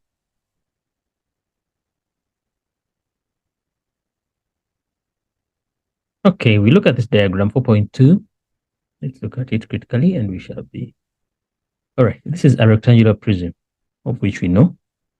Within what comes in your head when the moment you say a rectangular prism, if they ask for volume, volume will always be. And if they ask for surface area, when it's closed, it will be 2 into L times B plus B times H plus L times what? H. If it's closed, but if it's open, it would depend on which side is open. It will depend on which side is open, then you have to manipulate it. All right? These are the formulas that I know I should remember when I look at a rectangular prism. All right. Mtondo makes a rectangular water troughs for his farm animals using concrete that is 5 centimeters thick. The diagram below shows the external dimensions of the rectangular trough with an open top. You see? So it's open. So this one here, if you to look for the surface area, it simply means this side is closed. So it will be, let's say this is B, this is the height, and this is the length. So if this side is closed, so it will be B times the height, but these sides are 2 of them. So we shall multiply by 2 plus this side equals to the, so they are also closed. So it means it's 2 into L times what? Height. Plus this side, the bottom. The bottom is closed, but the top is not there. So simply meaning it will be L times what? B. That's if they ask you for surface area of an open one. Why? The part here, it's basic, it's not there. Anyway, now we go on and you see these are the dimensions that we have. They are saying, wow, calculate the internal, use the diagram and the information to answer the questions that follow. The external dimensions are the external dimensions of the, so in most cases when we look at this, definitely this has to be the length, right, and the height. In most cases when you see it like, or sometimes they will write it like, they will put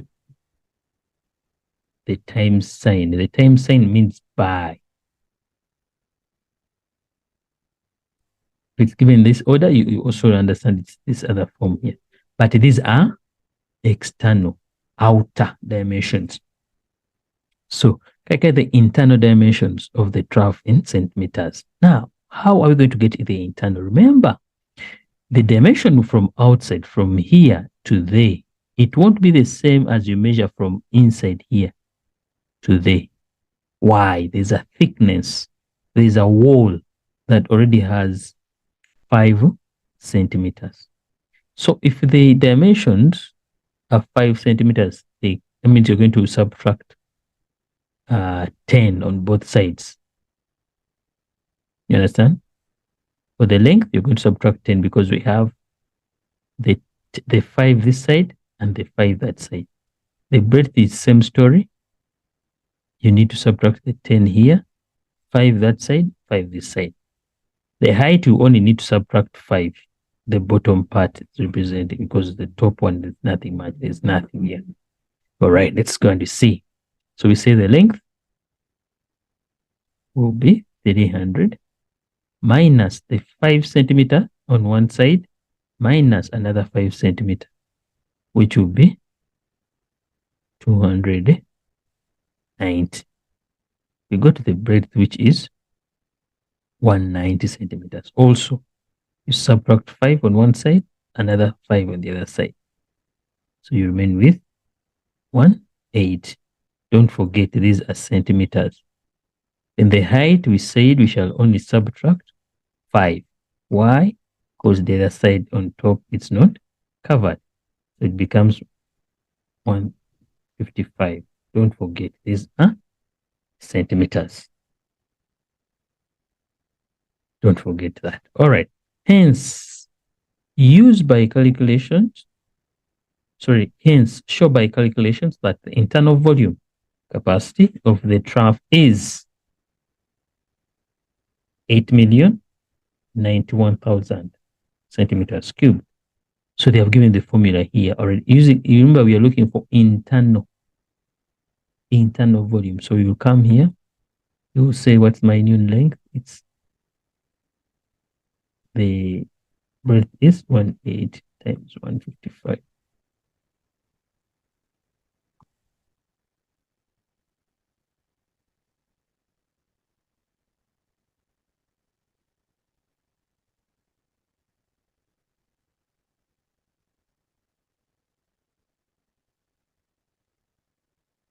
Did.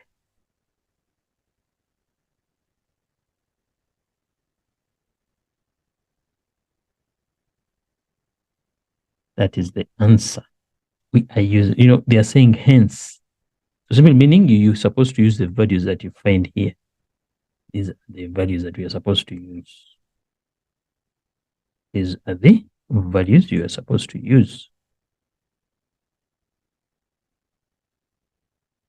Given that 1 gallon of paint covers approximately 280,000 centimeters squared, Mr. Nsondo claimed that 3 liters of paint will be enough to paint the internal surface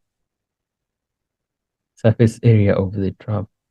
Verify using calculations of his, no, if his claim is correct. You may use the formula.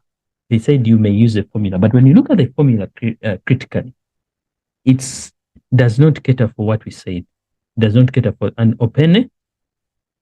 It does not cater for an open rectangular prism.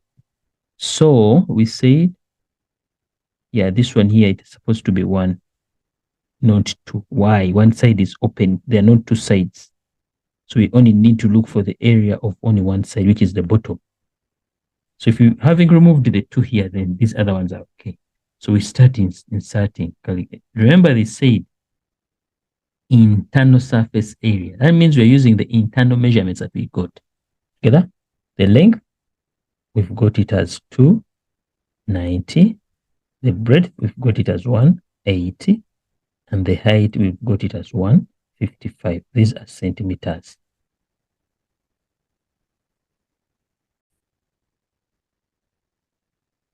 So these are the values that we got in the first place, which was these were the internal values. So now we come and we substitute them into where we see the L, we put the value.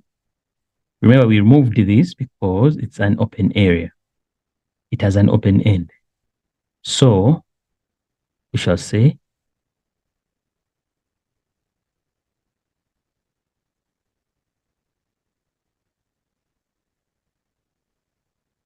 plus 2 into L, our length to 90, times the height, which is 55, plus I'm adding because this 2 here is the same as this. I've put it out. So which will become the breadth times. So that will become 290 times 180.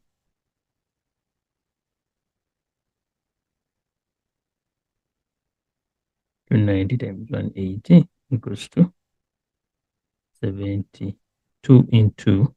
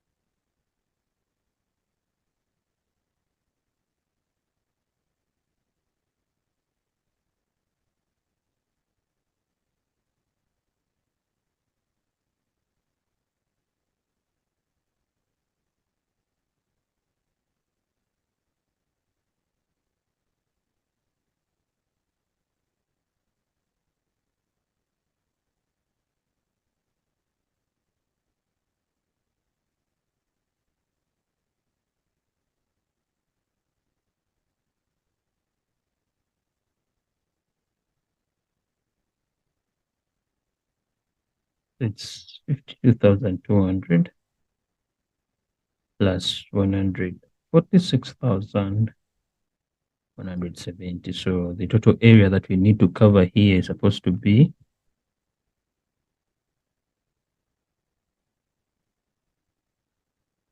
198,800.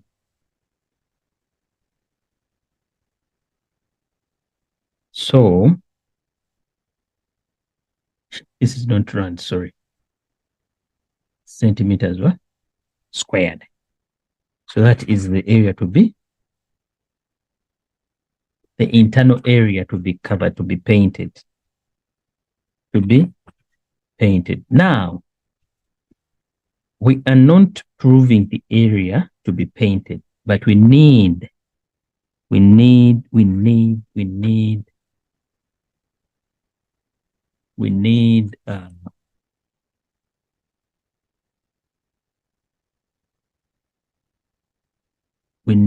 the paint to be used. So we need to know the area to be painted. This is what we are doing.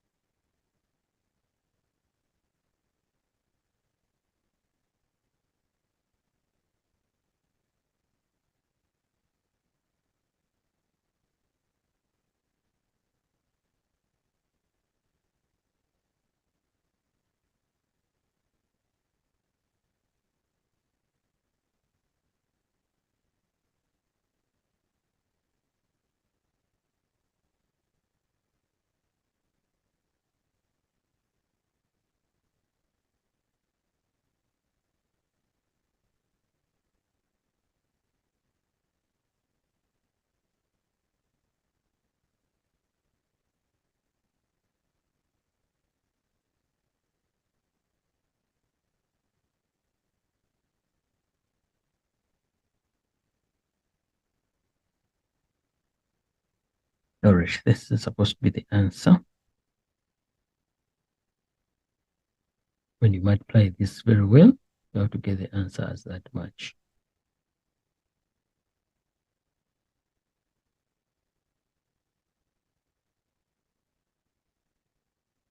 Mm.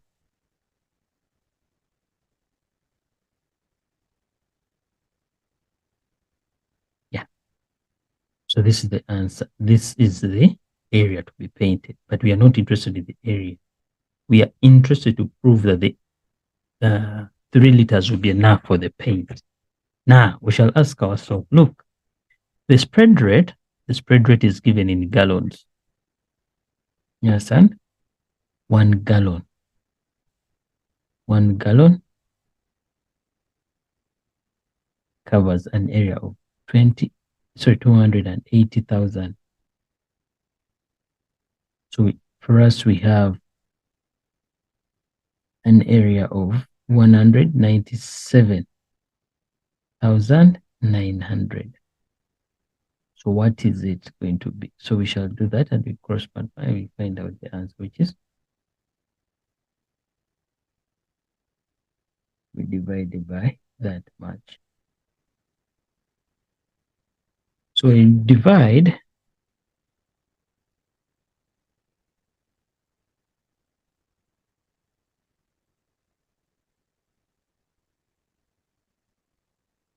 when you divide, you end up having 0.076. These are gallons. So change them to liters because her claim is 3 liters. So if 1 gallon equals to this much liters, what about this gallon? So we shall multiply by 3,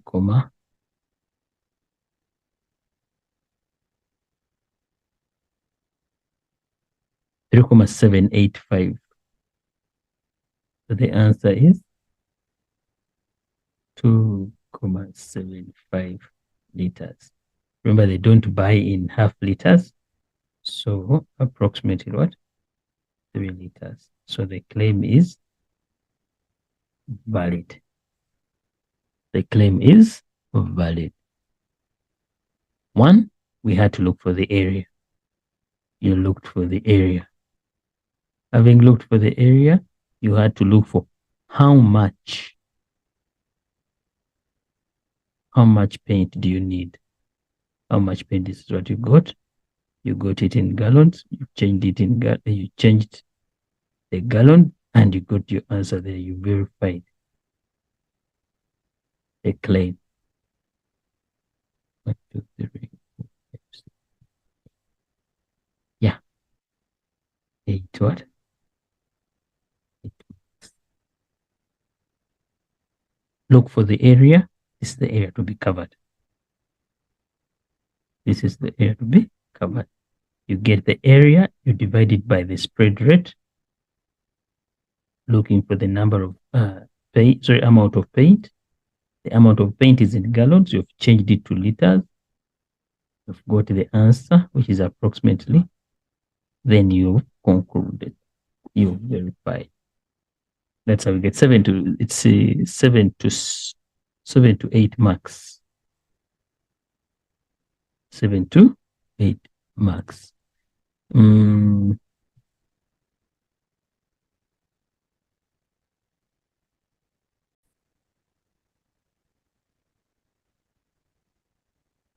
All right, someone will look at this. I have substituted for letter by letter 2, L, H, 2, W, H, and I got my answer as this. I put everything into the calculator.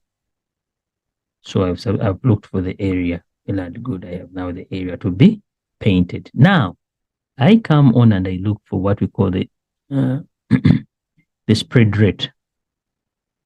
What we call the spread rate.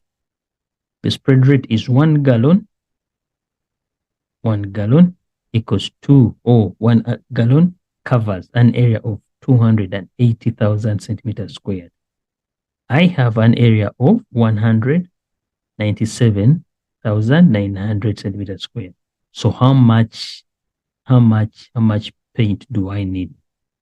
So what I said, 1 gallon, but 1 gallon is the same as 3,785 liters. So I said, okay, that means that if I have 3,785 liters, I can cover an area of 280,000 centimeters squared. But now I have 197,900 centimeters squared. How much do I need to cover this much? So I came here, I did this, I cross multiplied the box multiplied with this. That's why I have this. Then this number here multiplied with this. That's why I have this now on top. Because I'm looking for this box here. I'm looking for this box. I'm looking for the answer in this box here. What do? I needed to divide by on both sides. In that I remained with the box on the side. When I divided this, I ended up having 2,675 liters, which is approximately 3 liters. 3 liters, and I did need to conclude, which becomes valid. Why am I saying valid? Because the claim says 3 liters will be enough. You understand? Yes, indeed. We need 2,67, which is enough. So 3 liters are enough. So the conclusion is valid. So we have area, well and good. We've divided to look for the number of liters, well and good, from gallons. I multiplied that 1, 2, 3. I get this. I concluded as this. So my verification. So 1, 2, 3, 4, 5, 6, 7 could be your substitution here again. So 1, 2, 3, 4, 5, 6, and what? 7.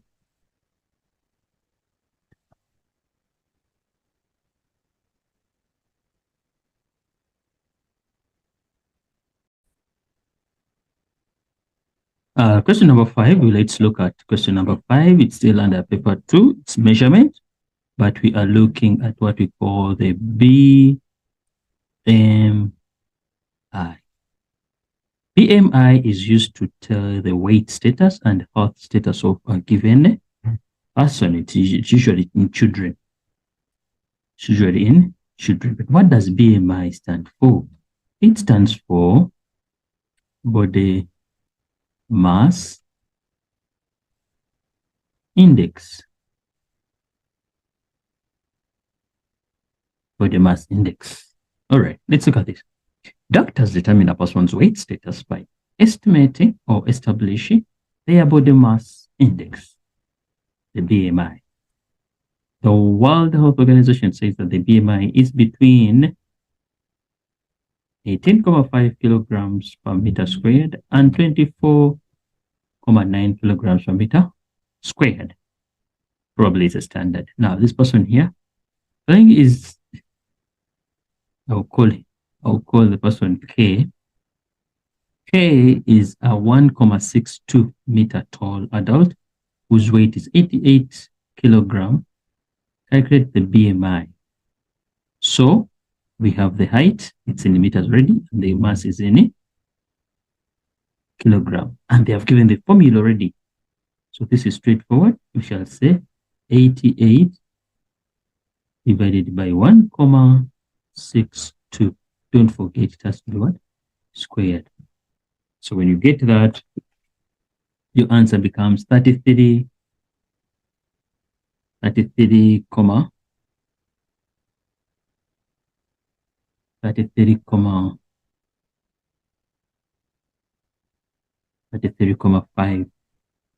3. Don't forget the units.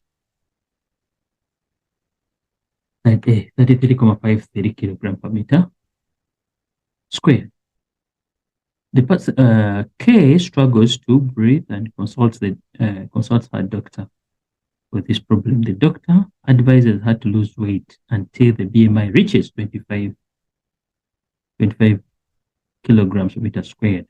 Use the above formula to calculate the new weight in order to reach a target BMI. Now, let's take note of this. Now we have a BMI to reach. We have a BMI to reach. Definitely, the person is supposed to lose weight. You can't lose height. All right? So the height is already given in the scenario number 1, which is 5.1.1. They are telling us the height is 1.62 meters. Now we have the new BMI, which is 25 kilograms per meter squared. So what's missing? We need to know the mass in kilogram. So simple. What we are going to do, since BMI equals to mass kilogram over height in the meters, but it has to be what? Squared. So we ask ourselves now, if we have the BMI and we have the height, how are we going to get the mass? What do we need to do? We need to multiply. So simply meaning mass will equal to the BMI times the height. Height what? Squared. So which is, our new BMI is 25 times the height, which is 1.62. Remember, it has to be squared. So the mass has to become, the mass becomes 25 times 1.62 squared. The mass is 65.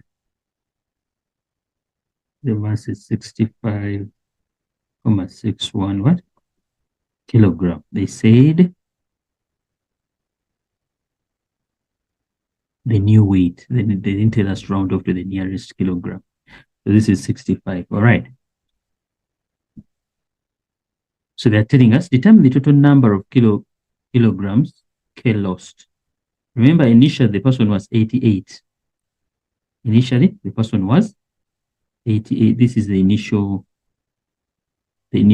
grams. Now he has got the new weight.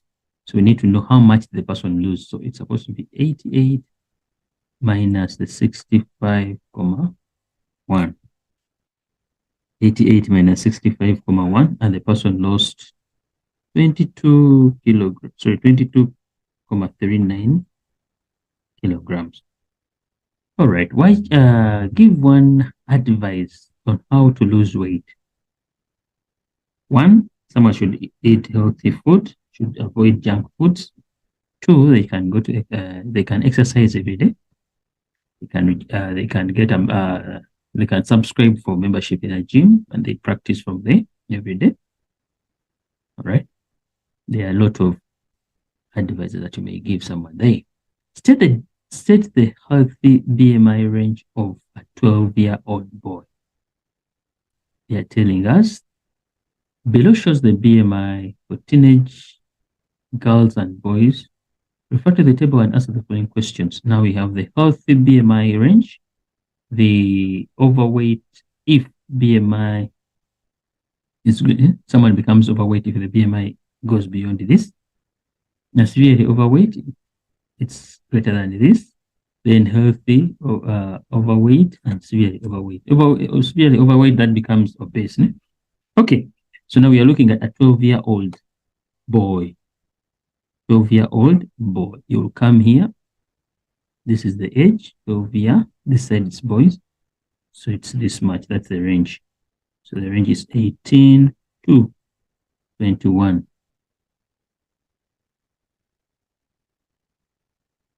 Okay. A 17-year-old girl has a BMI of 31 kilogram per meter square. Name the weight category. Weight category. Name the weight category where she falls. Weight category. Now these are the categories that we have. She has a 31.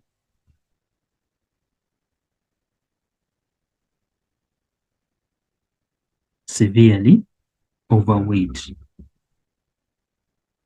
We shall say severely overweight.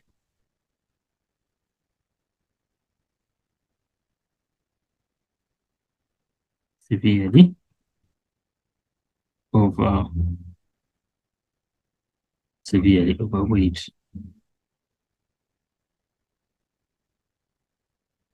5.3, the growth chart below shows the BMI for girls. Refer to the growth chart and answer the questions. So these are the percentiles. These waves that we see, these are percentiles. Those are percentiles. Then they're saying Rachel is a 70-year-old girl whose BMI is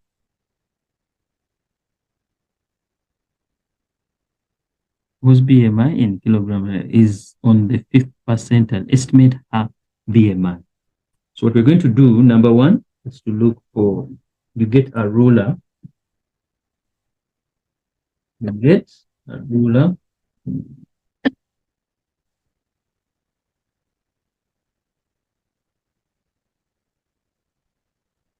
Get a ruler.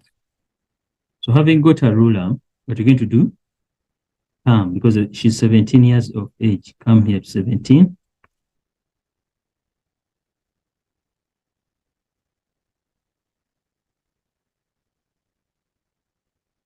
Then you draw a straight line on 17. Sorry, 16. Draw a straight line.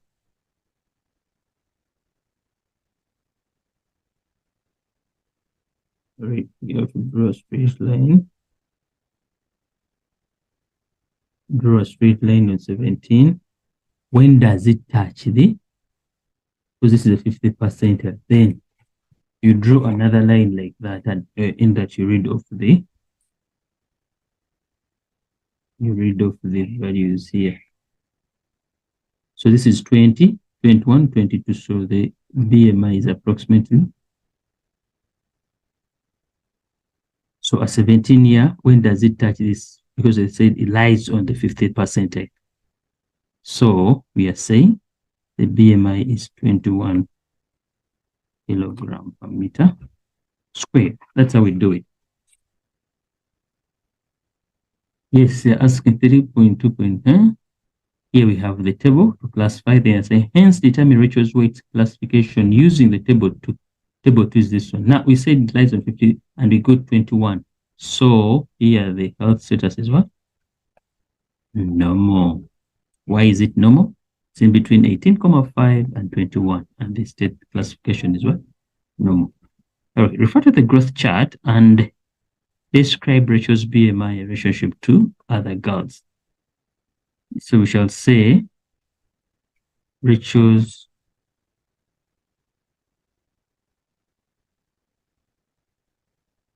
BMI is the median BMI,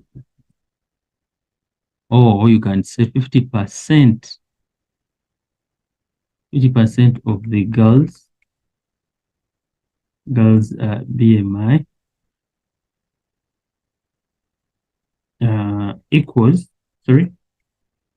is above or below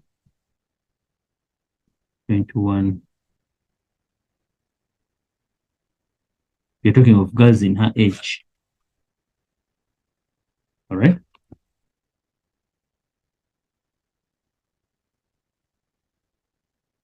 Miss M, an educator and a coach for hockey team at Victoria West High School, wants to raise funds for the new hockey attire. She decides to host Miss with the beauty pageant. All interested girls collected the entry forms. The summary of the entry is shown below in table 1. The children height, Christian height must be at least one. The height must be 1,55 meters. Weight must be from 55 kg to 72 kg. Body mass index must be normal. So the N stands for normal. A we shall find out in O. It's here. O only it's obese. OW it's overweight. Underweight, which is a U. The N stands for normal. That's the BMI. All right. So we look at this criteria also here. So they're asking us, calculate the missing value of A and B in the table above. The following formula may be used. So now they have removed it in the fraction form. Now they have written it in the linear form. What I wanted to do, remember, we have the triangle for distance, speed, and time. You can as well have the same triangle for BMI. You can have the same triangle for BMI. Don't lose hope. What you do it that way. Now, here I'll just use BMI equals to mass over height squared. You can do the same. All right. So let's go there and find value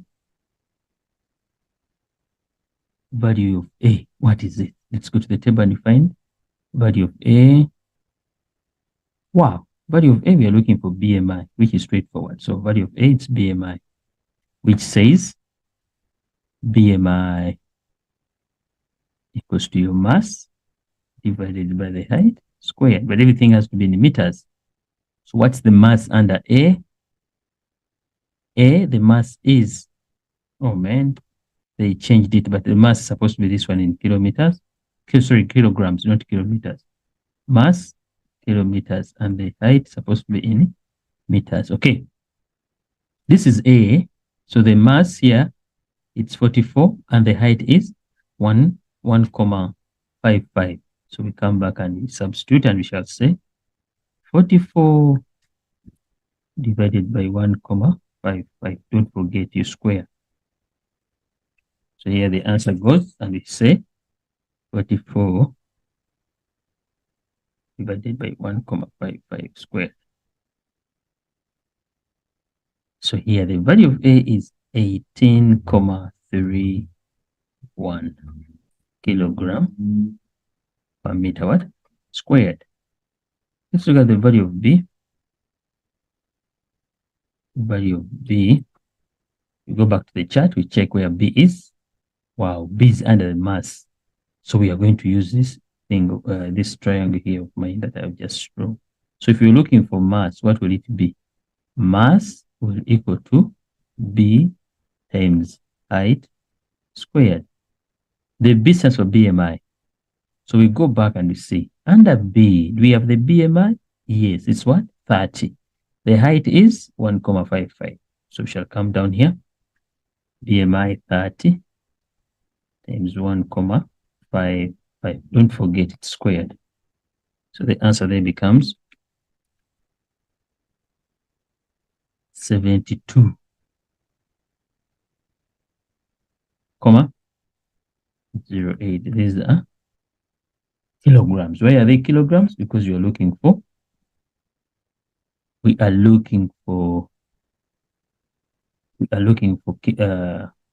mass.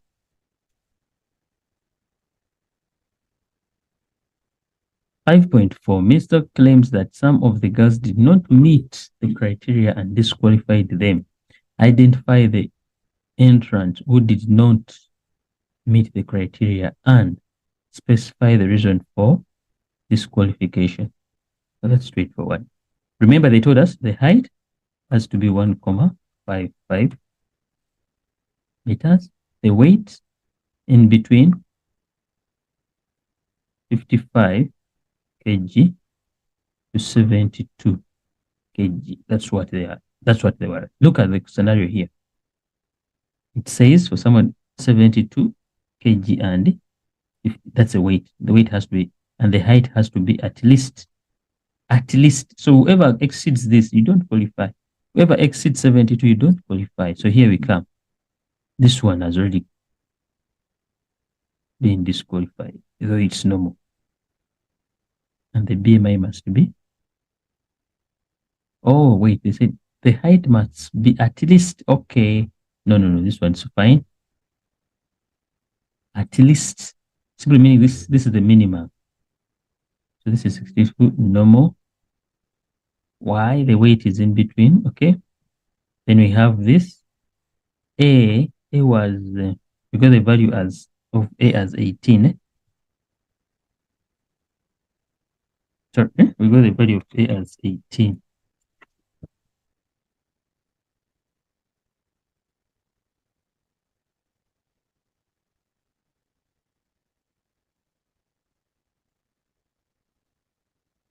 We got the value of A as 18,3. 18,3 using the table here, 18,3. It's normal. It's 18, this is also okay. Normal.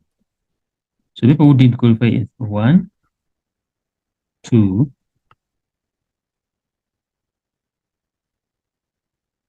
3, 4.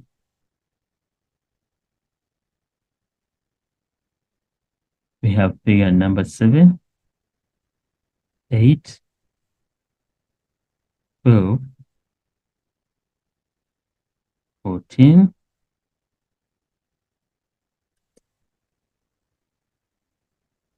They don't qualify. 7, 8, 12, 14.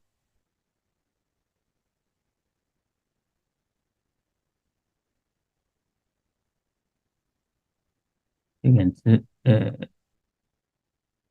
8, 12, and 14. Because they are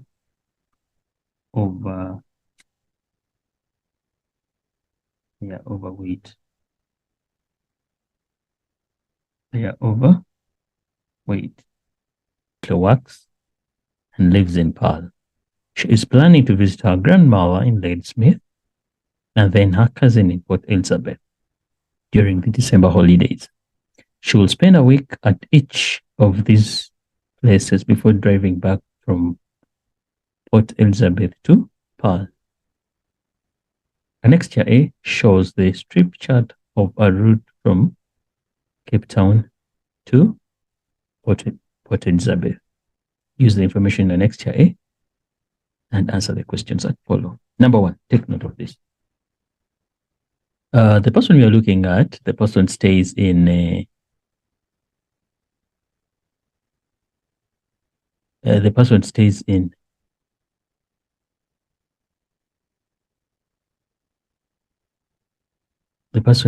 in Pearl, but she's planning on visiting the grandmother. The grandmother is in Ladysmith, and a cousin in Port Elizabeth. So we are from Pearl. So we shall start from Pearl. We go to Ladysmith.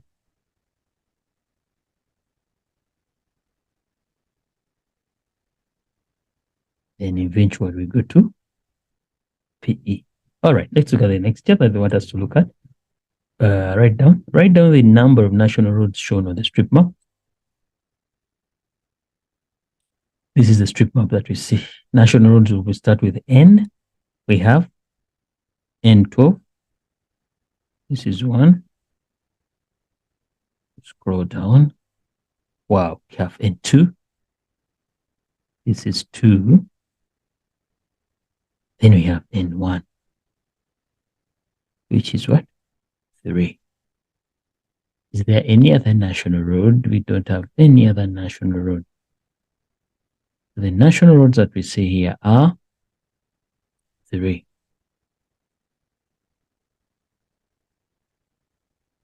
All right, they said write down the number of, they didn't say list the national roads. So we have 3 national. Have 3 national. 3 national roads. Identify the national parks shown on this map. Identify. Because we'd have gone to the map and we identify, we take them off. But then anyway, you may mention them. All right, see the identification they said under the map, they say, note, NP represents or refers to a national park. So how many NPs do we see? Start from up here. We see there's one here. So 1 NP. We've got another NP here. So there are 2 so far.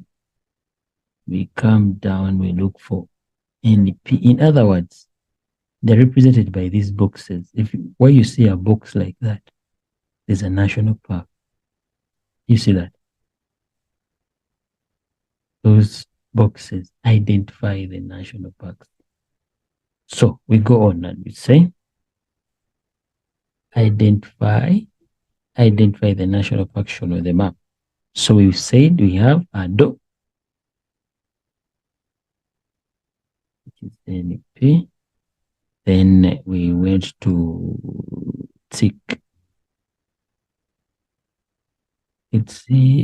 Tsikama. It's another NP. And the last one is Bontebok.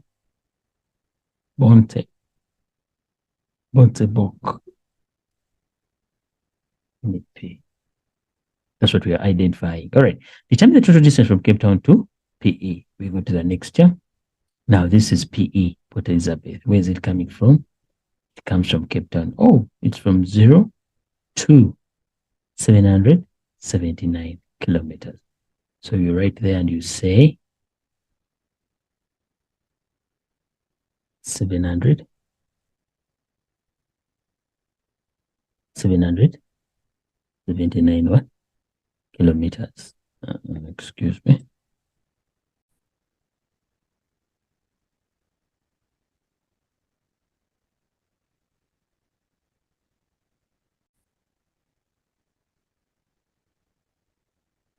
The distance between Swollen Dam and Riversdale, we say we shall go to the map.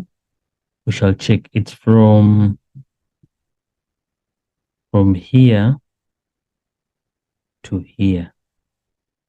And we shall say, now, since Riversdale lies, you see on this line here, which is the same as this much. Also, swallow lies on this line here, which is the same as this. This is 555. So we shall look for the difference between these two.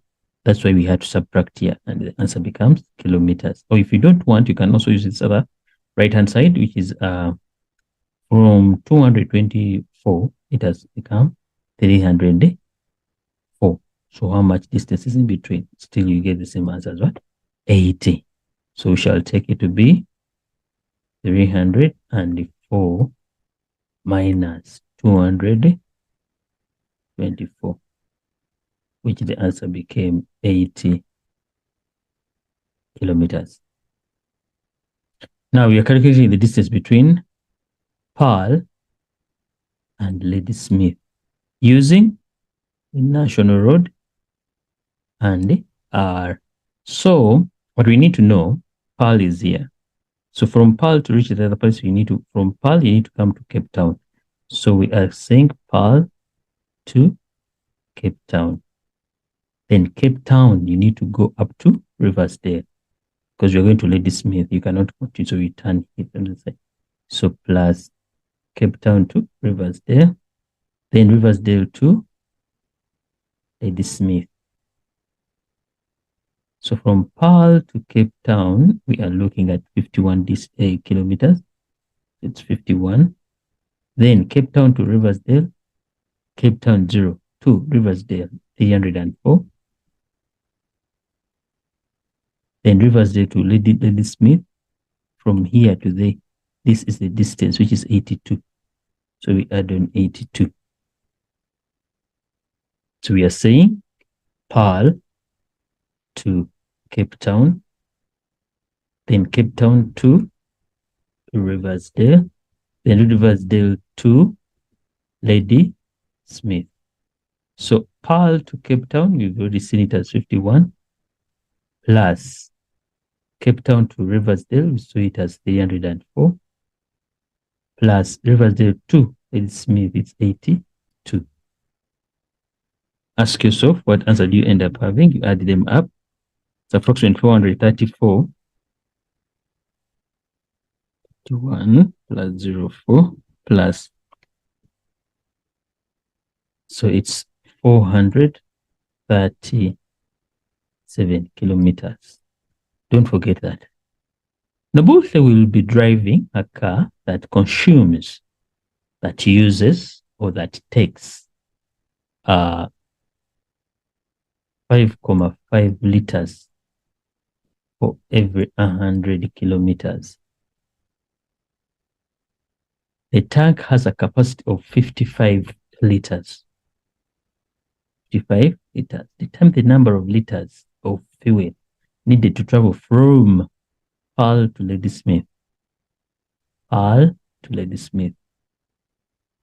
Remember, we've got the distance here. It was Pearl to Ladysmith. So look at the kilometers that we need to cover. So we shall ask ourselves, if 5.5 covers 100 kilometers, what about if I travel 437 kilometers? How much petrol do I need? I don't know. Leave it as a space. Simply meaning 100 multiplied with the space, giving us 5.5 times this.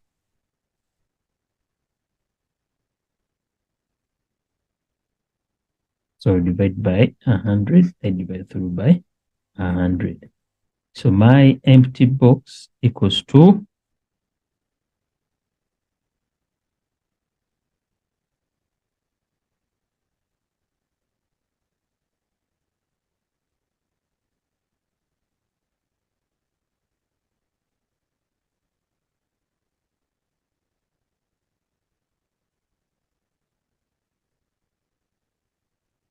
'Determine the number of liters of fuel needed to travel from Pearl to Ladysmith.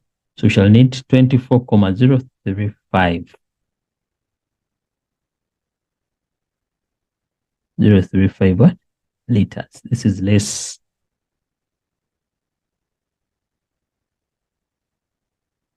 It's less than the tank, the full tank. Nabuth states that she will require 2 tanks of fuel to reach Port Elizabeth from Pearl. Let's check, because now we need to know the distance from Port Elizabeth to Pearl. But remember, from Pearl, she goes to Ladysmith. From Ladysmith, she will continue to PE. So the distance from here to this, we've already seen it as 400 kilometers. But then she would have to look at that. She has, okay, from Ladysmith, she goes to George, because there's no straight road to PE. So she has to drive another 45 kilometers plus the 53. 45 is from here to there. This is 45. 45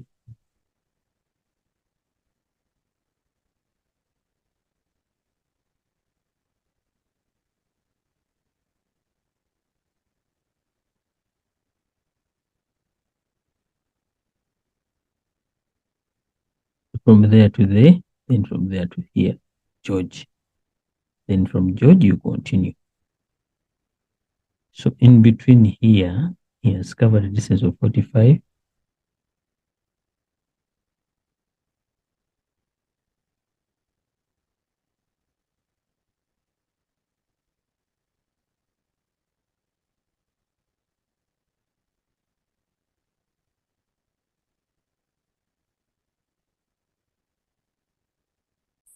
We are looking for the, so at Pearl, she has to leave Pearl. Sorry, she has moved from Pearl to Ladysmith to visit the grandma. Then we cannot go back to Pearl. We are continuing to PE. So from Ladysmith to PE, what is the distance? So we shall add on the 45 we've seen there, plus the 53, then plus the 67.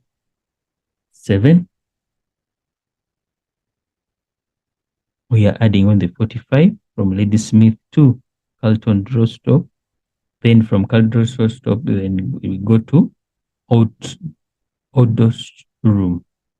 Here, this one here, which is 53. Then from this place here to this, we need to have 67. That's the distance I'm adding. 45 plus 53 plus 67 to George. Then from George to PE, it's going to be George to PE now, plus on, add on 321. Why? Because we are now on George, which is this, to PE, the line which is there. See?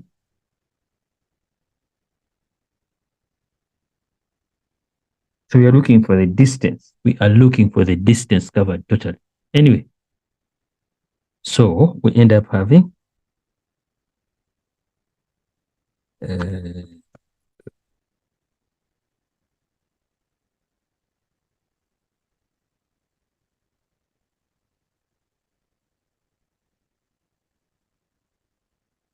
we end up having the distance covered as 900.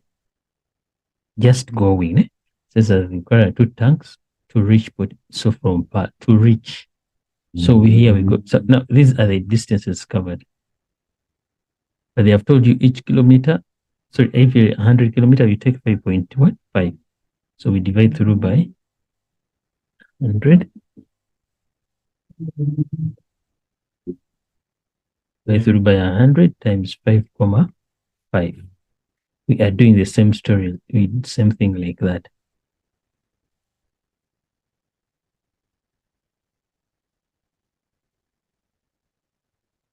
So we find out that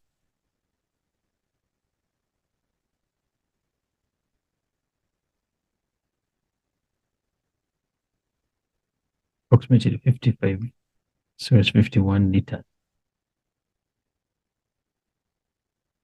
51 liters. Yes, a claim might be incorrect or correct in the sense because you cannot drive on an empty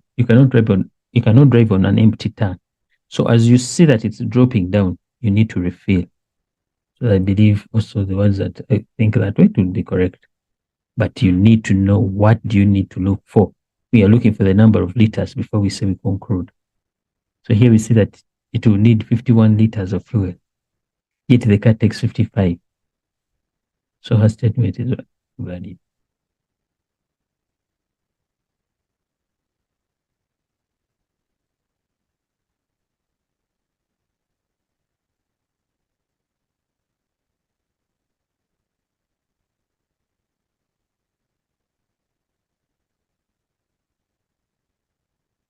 All right.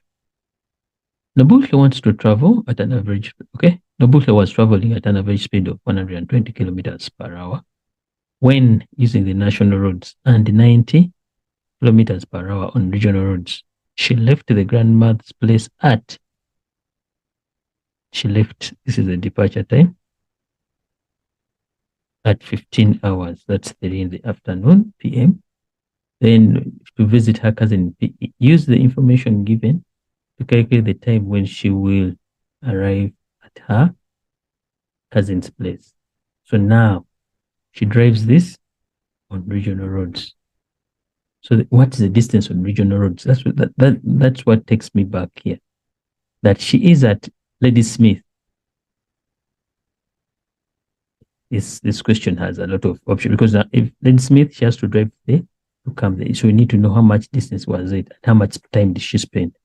So that's when we come in and we say, still you're going to add the 45 plus the 53 plus the 60,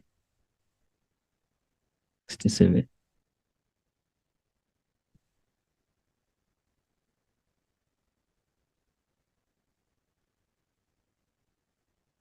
So this is the distance covered on the regional roads,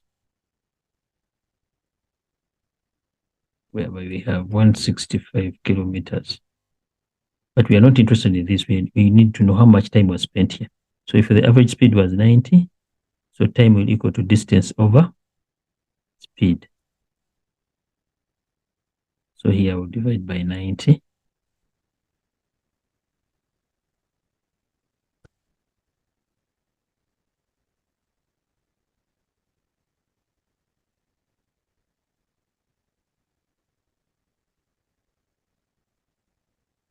Why? I will divide by 90 gives you 1,88. These are hours and minutes, but so we need to change it. So gives you 1,8. These are hours. So it's the same as 1 hour 50 minutes. That's on the regional road. Then what about the distance from George to PE? Because now that's when she's using, because on N1 she's driving using this in the normal speed. So the distance between George and PE, we go back and you see from here, because she has traveled now. She continued at this place, she just continued to come back here. You see? Here she has spent 1 hour 50 minutes. What about from here to PE? So we shall say the distance from here to PE is the same as 321. So we shall say 321 divided by 120.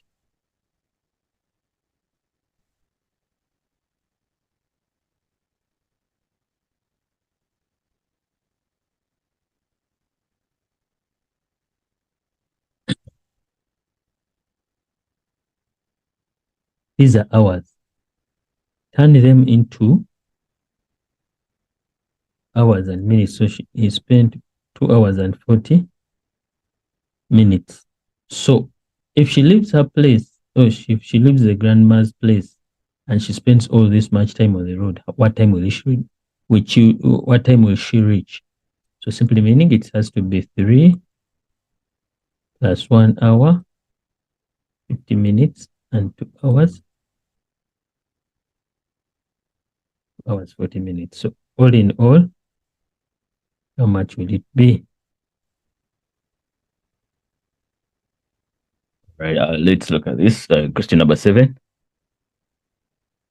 Zanokuhle is planning to take the family during December holidays to Robben Island. Zanokuhle lives in Pretoria and her family lives in Durban. She's going to drive from Pretoria to Durban, and they'll have to take a flight from Durban to Cape Town. The next chart B shows the road map of South Africa. All right, then we're going to use the next chart to answer the question. This is the next chart here.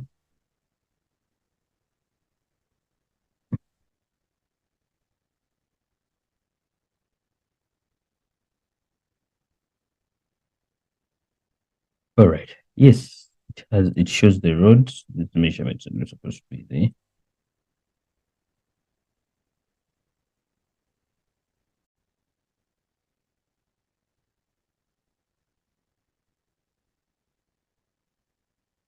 All right. We shall continue and we shall see. We measure the distance between Pretoria and the Durban. Measure the distance between Pretoria and Durban. So you measure the distance between Pretoria and Durban, and you take this stretch distance here. Probably you may get, let's say this is around 31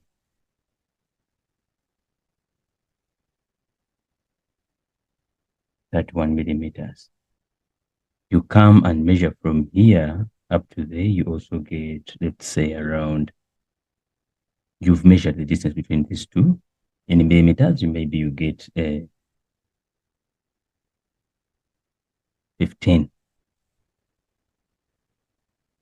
millimeters.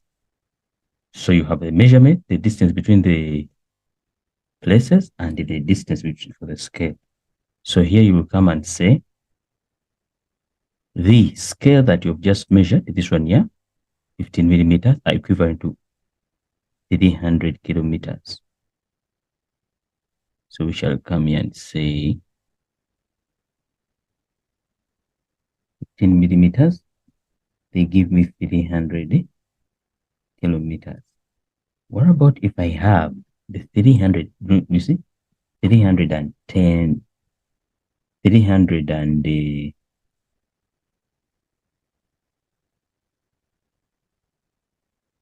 sorry, let's take it to be 31, sorry, not 310, 31.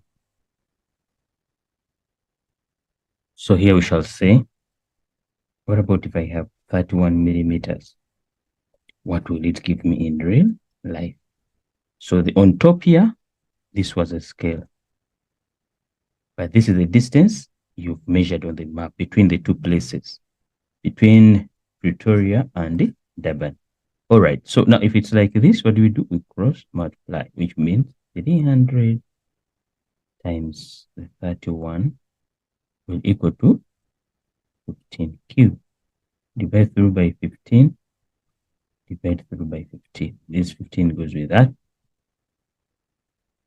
300 times 31, you get 9,300. These are the values that we have. So we divide through by 15. So it becomes 620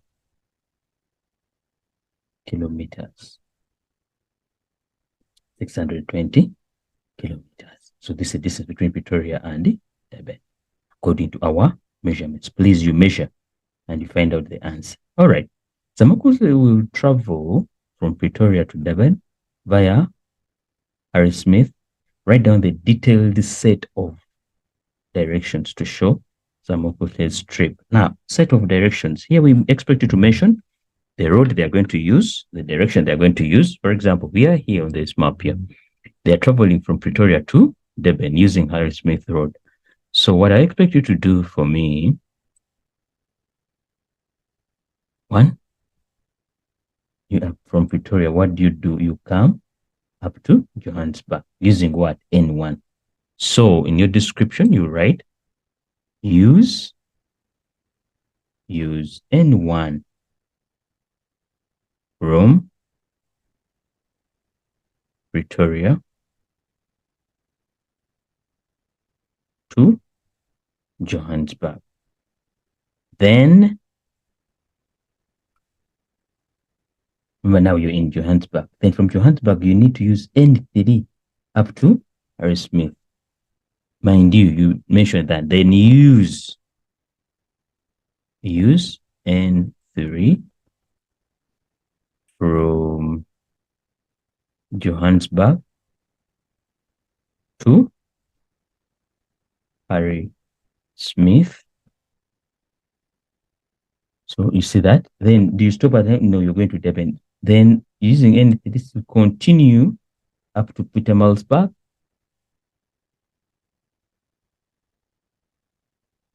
You can say through Pietermaritzburg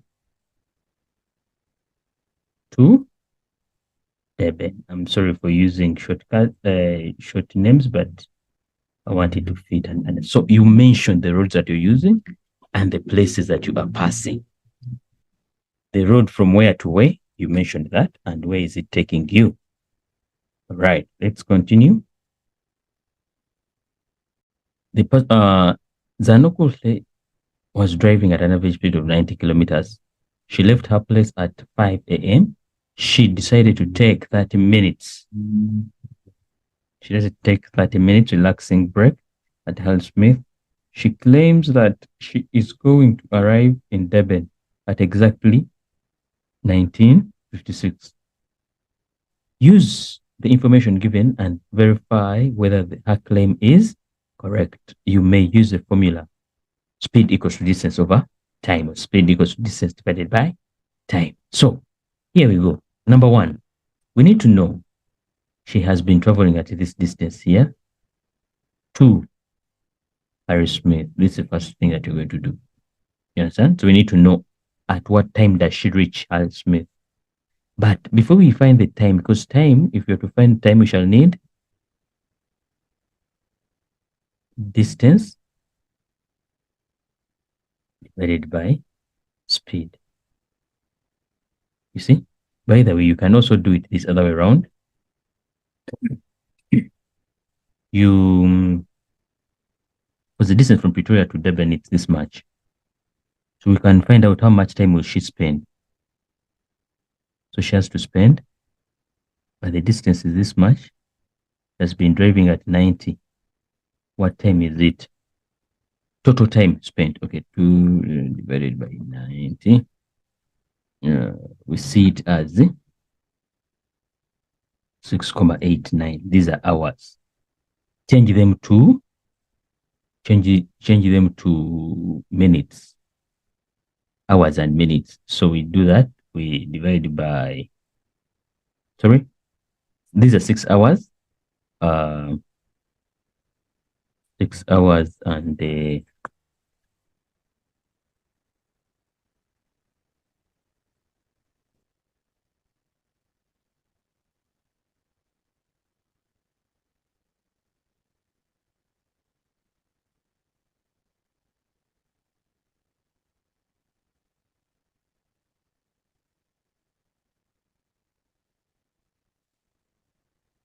6 hours.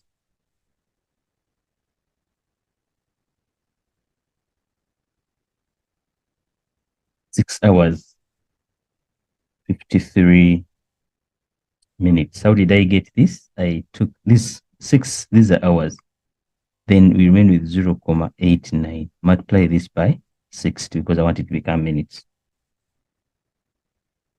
When I multiply it by 60,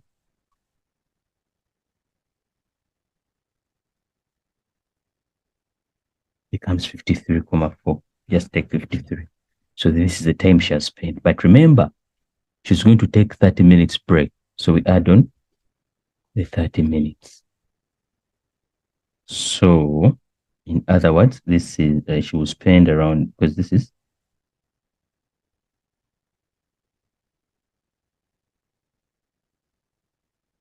this is 3, this is 8. 8, we need only 60 to make it, so this, the 2 remains here. So she has spent 7 hours, 23 minutes. So now, if she left at 5 p.m., 7 hours plus 23. What do you end up having? This is what? 12, 23. So it won't be the time. So it's not valid, isn't it?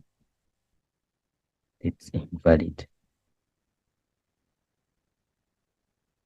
If, okay, 7.8, if a plane can fly at a minimum average speed of 740 kilometers per hour, and the distance between Durban and Cape Town is approximately 1,700 kilometers, determine the time taken by the flight, time taken to fly from Durban to Cape Town. You may use the formula below, time taken.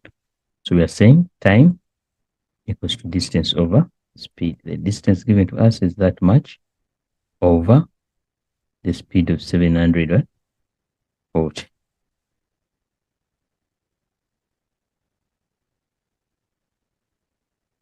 So you see, you get the answers 2,297, which is approximately 2, these are hours. So what are you going to do? These are 2 full hours plus the 0,30 times 60. Why? Because I want this to become minutes. So this will become 2 hours, 18 minutes. So that's the time they're going to spend. That's the time they are going to spend. Determine the probability as a percentage of finding an airport at George. Let's go to the graph. George is here. This is George, and indeed there's an airport there. So as a percentage, this becomes 100%, which is what we say what possible. The answer is what? Possible. If you don't say possible, you can say it's what? Certain. Sure. It's 100%. Let's look at question number 8. Number 8, it's a floor plan. When you look at the floor plan, actually a floor plan is a layout of how a house will look like in the future. All right? It shows where the kitchen will be, the bedroom, toilet, living room, the garage, if there's a garage, what's there. That's a floor plan. It's a floor plan, a major layout of. All right. RDP houses are built to assist low-income earners. RDP houses are built to assist low-income earners. RDP houses are built to assist low-income earners with proper houses. Mr. Nyandeni visited Uruduwai Unit L to check the progress of the construction of his parents' home. The floor plan of the house. Now, this is how the house will look like. All right, that's how the house will look like. Take note, we have a compass there. These are measurements. These measurements are in millimeters. Okay. Determine the number of interior doors shown on the floor plan. Interior, those that are inside. So we shall start by saying,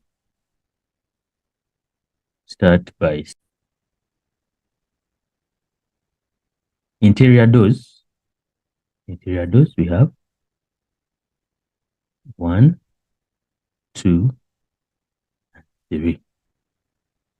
1, 2, and 3.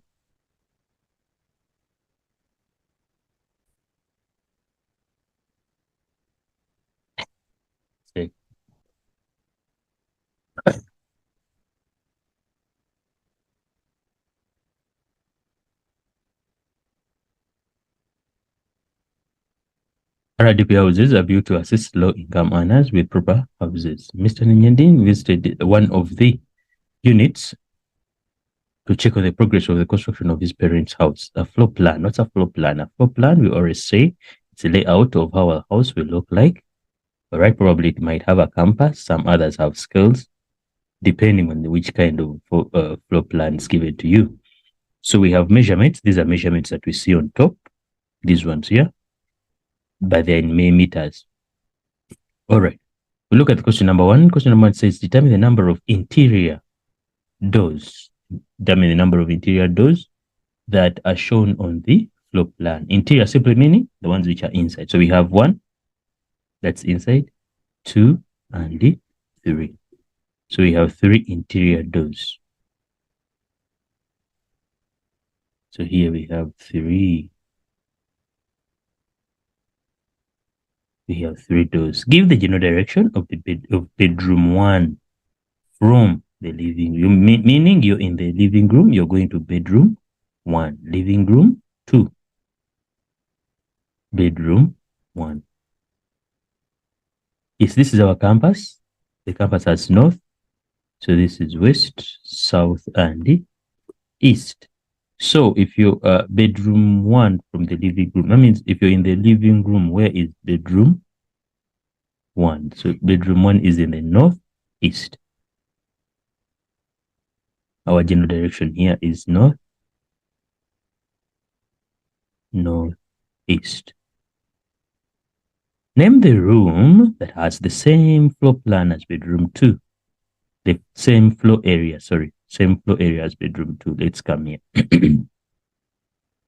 Bedroom two is 3,550. These are millimeters. What about this side here from here to there? What's the bedroom? Let's go and we see. Oh, it's the same. It's the same. 3,550. So this is bedroom two. So we are looking for a room that has the same measurements as this. Same measurements. Let's come. We shall start with bedroom. Living room. Yes, living room. Yes, it has this much.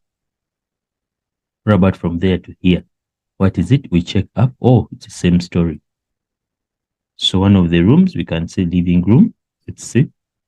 The kitchen, no. This number is different. Bedroom two. This number is different from this. So the living room shares the same area as bedroom two. Living. Give the names of the rooms that are facing west. In other words, those ones that are on the western side. On the west, we said this is west. So if you draw a compass in here, you draw the compass in between the house. So which one is on the west? These are the rooms. We have the kitchen, the toilet, and the living room. We shall say, we said we have the kitchen, we have the bathroom, call it the toilet, and we have the living room.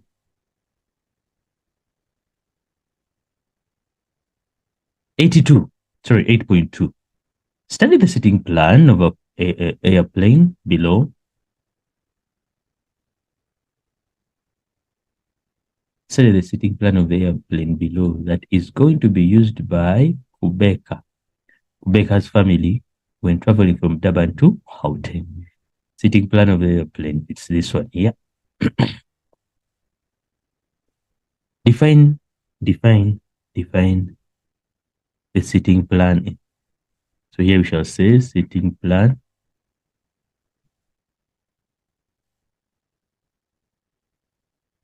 is the drawing showing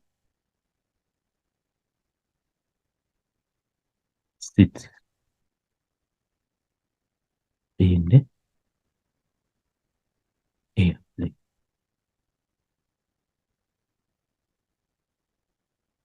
Showing sits in the airplane, it's a drawing showing. You can say it shows the sitting arrangement of how people are going to sit. How many exit doors are indicated on the sitting plan? Now, unfortunately, we don't see any symbol to show, but the exit doors we have 1,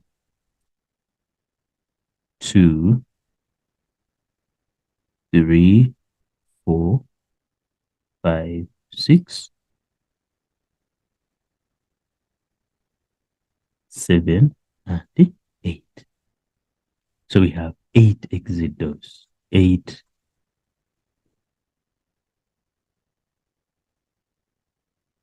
exit doors. Write down the number of passenger seats in the plane. Oh. So here we go, number of passenger seats in the plane. Now, what do you go? This was just showing you that this is column A, B, C, D, E, F. But still, these are seats. Eh? So we're going to count. We shall see 1, 2, 3. 1, 2, 3, 4, 5, 6, 7, 8, 9. So that's 9 times 3 plus 9 again times what? 3. This is the first class here. Then we can count these ones. 1, 2, 3, 4, 5, 6 plus 6 plus, let's count 1, 2, 3. 1, 2, 3, 4, 5, 6, 7, 8, 9, 10, 11, 12, 13, 14, 15, 16, 17, 18. So it's 18 times 3 times 2. We're going to add up all the seats now. So 9 times 3 times 2. We have 54. 54 plus the 6 plus 18 times 3 times 2.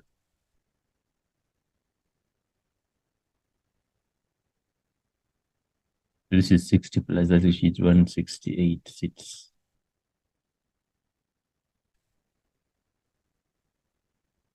168 seats.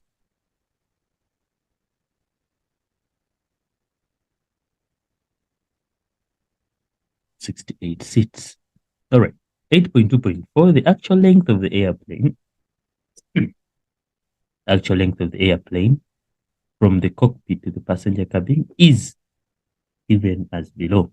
As 50 meters. So the scale of the plan is 1:200. Calculate the length of the plane on the plan. Plan, this is what? Paper. Then actual, the moment you hear the actual, this is in what? In real life. So we call out the scale, which is 1:200. The left is on paper, and the right is in real life. So in real life, this plane is 50 meters. What is it on paper? You remember on paper, we should all have millimeters or centimeters. These are meters. We are going to cross multiply. Cross multiply 200 times A. You get 200A equals 1 times 50. Remember, these are meters. So since we're looking for the value of A, we divide through by 200. Divide through by 200. So the A equals to, this is 0.25. These are meters. Change them to millimeters, multiply by 1,000. The answer becomes 250 what? Millimeters. If you wanted them to become centimeters, it would be 25 centimeters.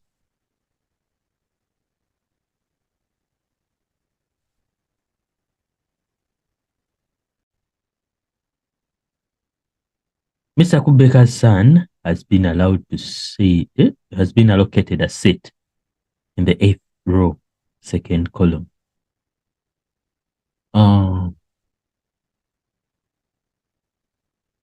From the left, name the seat number he will be seated. So they have told us 8th row, second column. So these are columns. When we go down, these are columns. Then these are the rows. So we are in row number 8, second column. So it's supposed to be here, which is what? B8. You see? So So the seat number is B8 on the left. That's what they say. So it's B8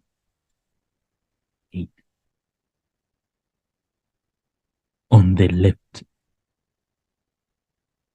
From the left. Mr. Kubeka's wife wants to sit in any seat next to the window. Mention one reason why she chooses to sit next to the window. One, people like it when it's to view. To view what?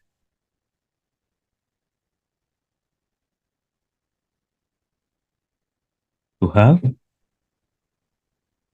a clearer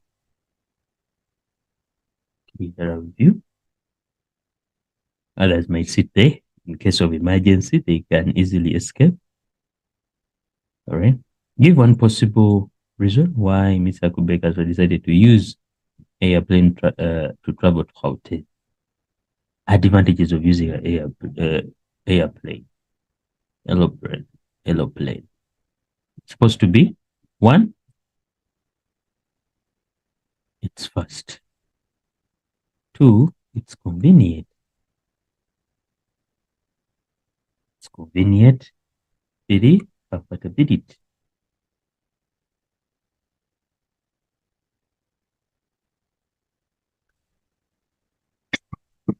Among other reasons, you pick one. Why would you use a plane over a bus? The family left King Shah Airport at 9:30 and arrived at OR Tambo at 10:40. Take the average speed the airplane was traveling at if the flight distance was 478 kilometers.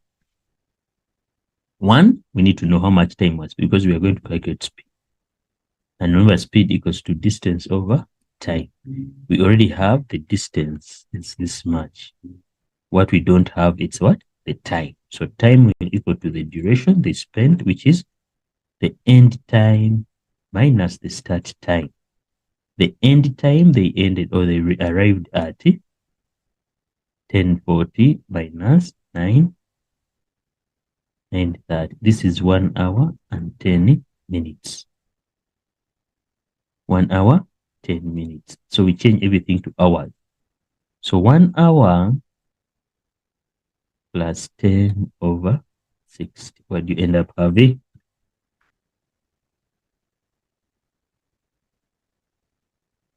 You have 1,1666 recurring. I will leave it like that.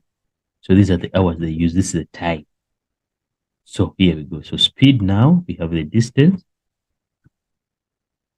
divided by 1,167 as our time.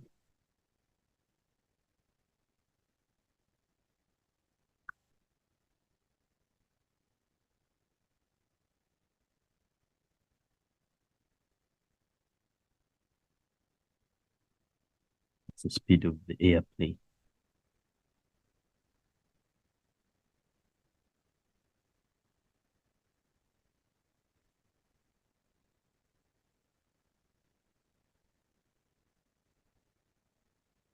We look at question number 9. Architects make use of models of buildings so that they are able to sell their ideas as well as convey what the building will look like once it has been built. The diagram below shows the gable roof and the net diagram of the small tuck shop. Use the diagram and the information above to answer the questions that follow.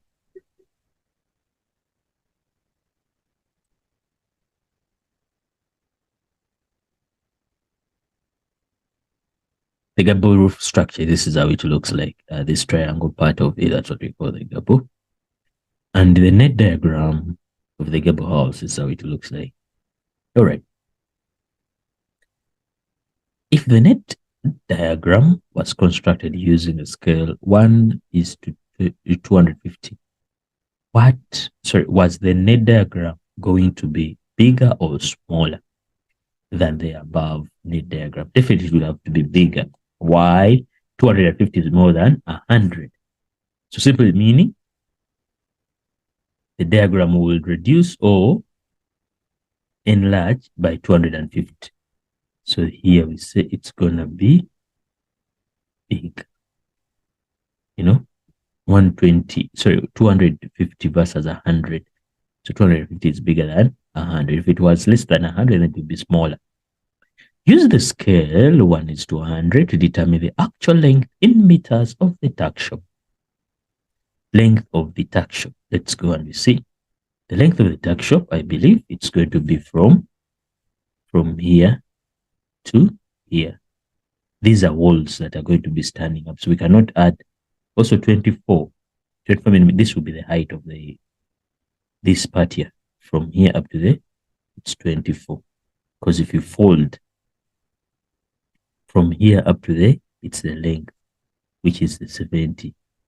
So when you fold this upwards, so this becomes the length, this becomes up, this becomes the height. This from here up to there, it's the breadth, which is 50. So from here up to there, it's the 50 millimeters. All right. They want us to change the length into actual. So we said left is always on paper. The left-hand side is always on paper. Then 100 is the actual measurement. So if on paper it's 70,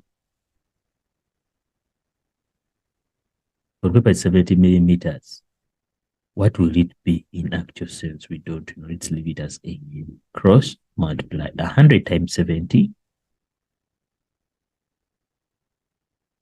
will give me the A that we are looking for.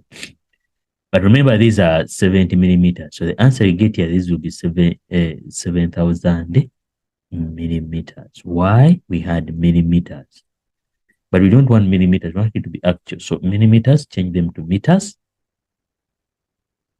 Divide by 1,000. And the answer becomes 7 meters. 7 meters. All right.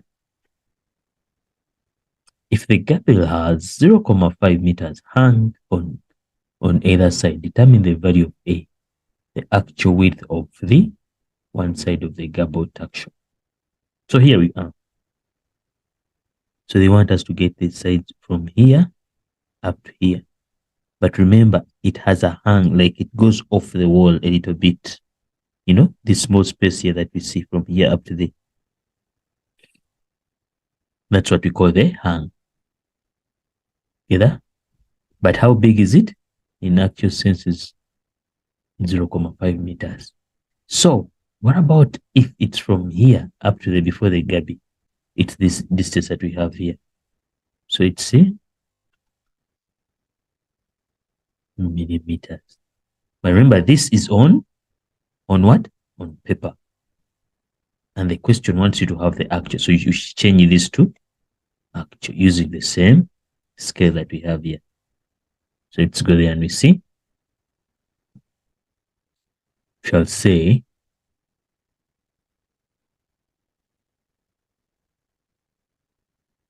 1:100. What about the 26.93? What will it be?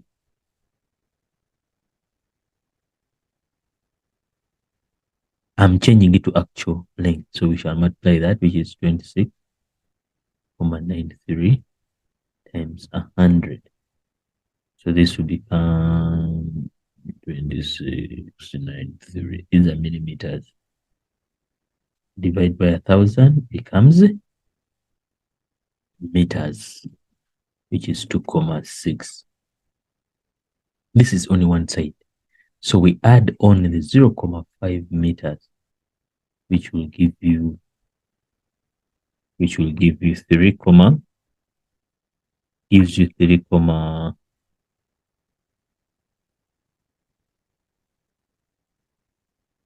3.193.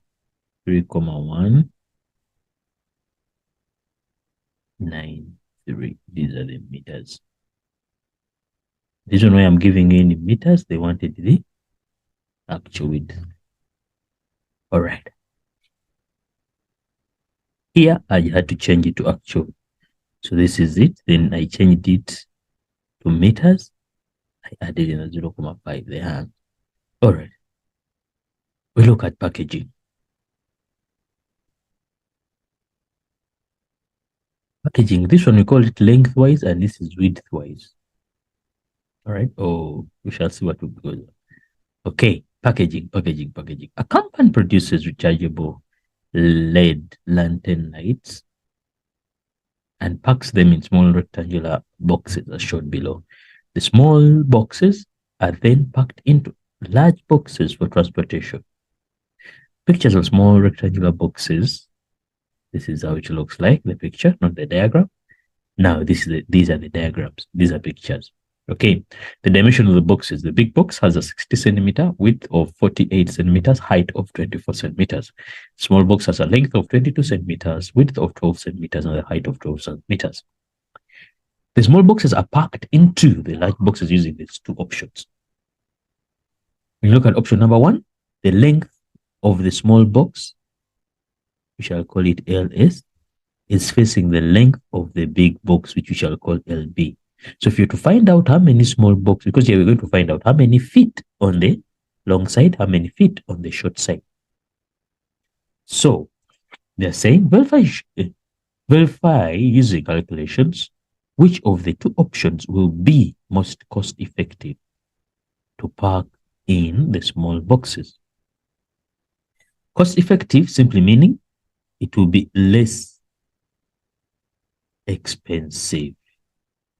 Less expensive. In other words, it has to take more small boxes.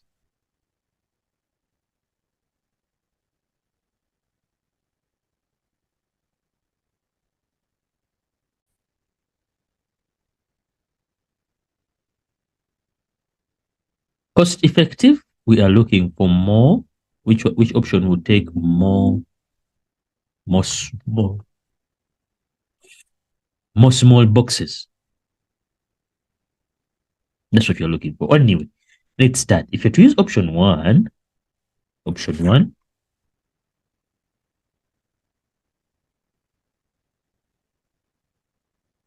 we are taking the length of a bigger box divided by the length of the smaller box. What do we have? So we go back and we remind ourselves, the length of the smaller box is 60. The length of the smaller box is 22. So we shall come here and we say 60 divided by 22. What answer do we get?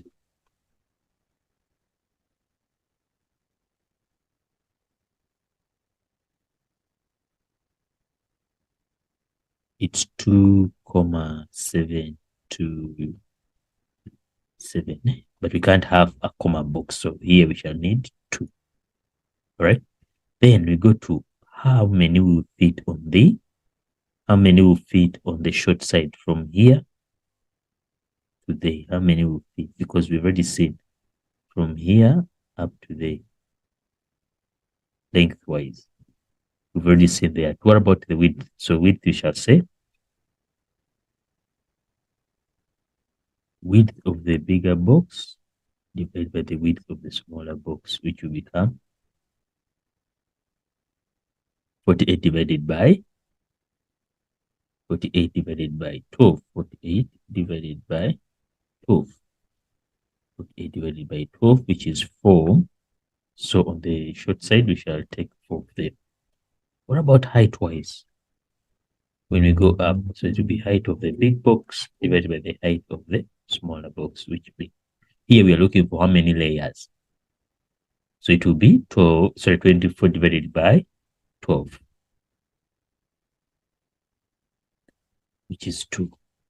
So option 1, all in all, how many boxes do we take? We take 2 by 4 by 2, which gives us 16 small boxes. This is option 1. Let's look at option 2. Option 2 changes a little bit because now we see the width of the small box is facing the length of the bigger box. So how are we going to get how many are going to fit here? Shall take the length of the bigger box divided by the width of the smaller box. That's what we are going to do. So here it changes a little bit. Length of the bigger box divided by the width of the smaller box. Length, we said it was what? 60. Width of the smaller box is what? 12. It becomes 5. Continue, we shall say here now width of the bigger box divided by the length of the smaller box, which is 48 divided by 22.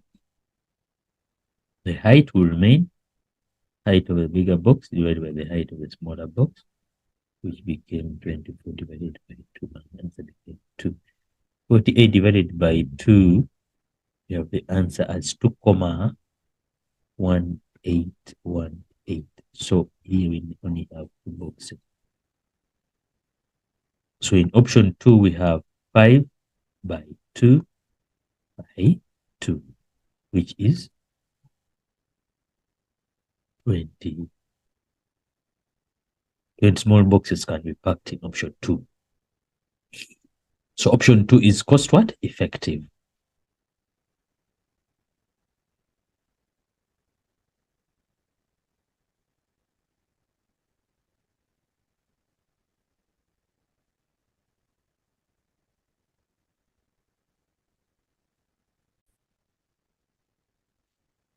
The picture below shows 30 trolleys the company uses to transport large boxes to the delivery vans packed. So these trolleys are packed in 3 columns by 10 rows. So 10 of them they pack. So in other words, these are 30. Because if each column has 10, 3 times they are 30 all in all. Anyway, so the one has to find out how many, the 30 trolleys are packed using 3 by 10 arrangement. Calculate in meters squared the floor space needed to store the trolley. You may use the area because, so first and foremost, we need to find out the length, because it's not given, and we shall find out the width. So the length will be longwise, like from here going that side, and width-wise it would be from here coming this other side. So we shall look first and foremost length. Mainly they are 10, but each will leave a space of 30 centimeters. You know, they are packed into each other, 30 centimeters. So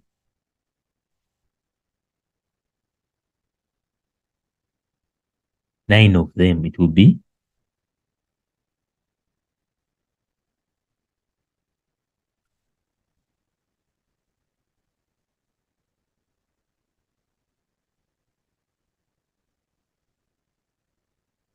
96 plus 30 times 9.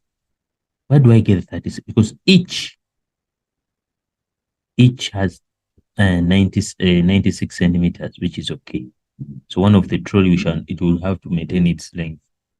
But then when they enter inside each other, they leave a space of 30 centimeters each. So how many trolleys are going to enter into each other? They are 9. So the lengthwise, it will be 96 plus 3 times 9. So the length will become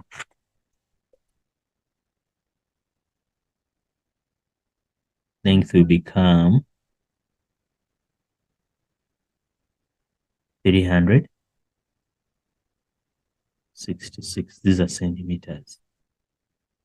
Yes, sir. So that's the length. What about the width? The width when they are packed like this, that one will be so simple. Why? Each will take 50 centimeters. 50, so it becomes 50 times 3, which becomes 150 centimeters. Take note, the area is supposed to be in meters.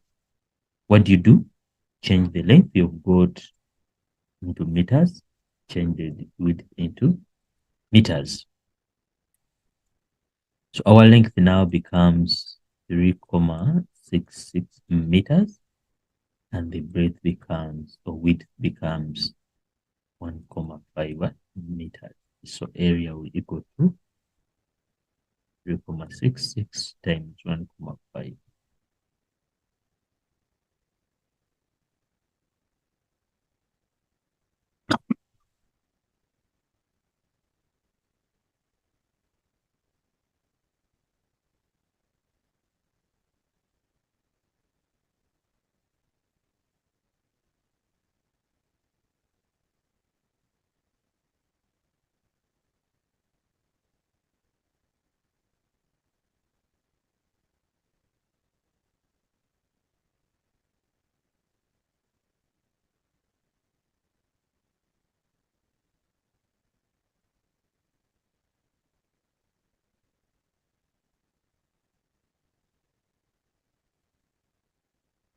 Five comma 9 meters squared.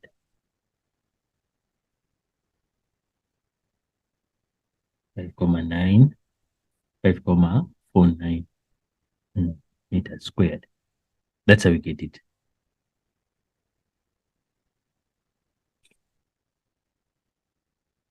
Use the actual length in option 2 to determine the scale in the form of 1:2. I'll give you a number. If the measured length is 8.5 centimeters. Now we are determining the scale.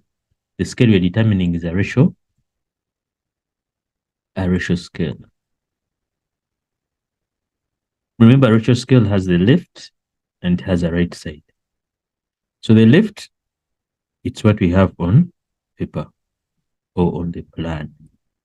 And the right, this is what we have in actual sense. You understand? So on paper here, they have told us they measured 8.5. These are centimeters. Are equivalent to, in real life, we come here, option, we say option 2, which is this other side. It's 25.5 meters. 25.5 meters. So the big unit gives to the small. So the meters have to change into centimeters. So multiply by 100. So remain with 8.5 is to 255. But we need it to start with a 1. So we divide through by 8.5. 8.5. Here, this goes, you remain with 1 is 2. This is 300.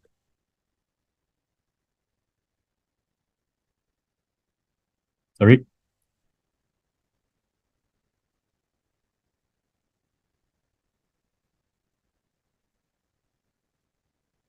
Sorry.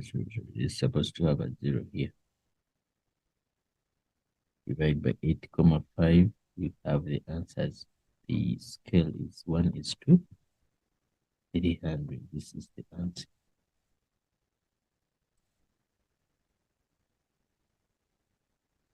9.4.2.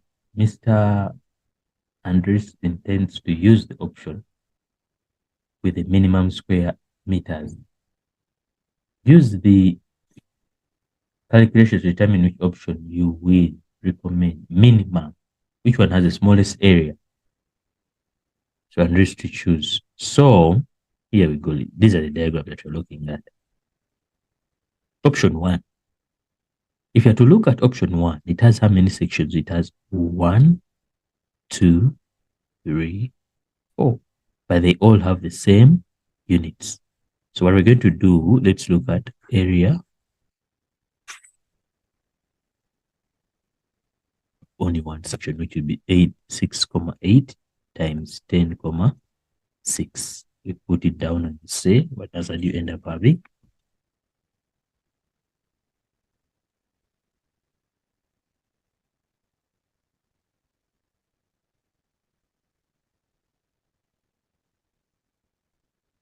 This is only for one section, so multiply it by 4.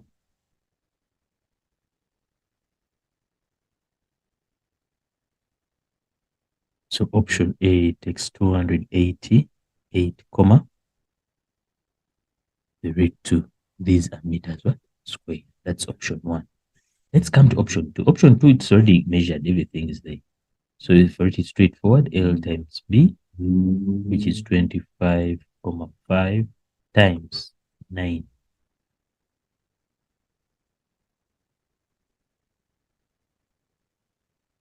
which is 299. 229.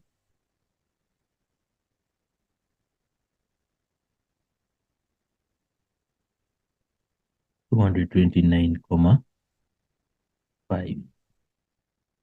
229, 5 meters squared. So which option shall we have? It shall have option 2. Option 2 will take a minimum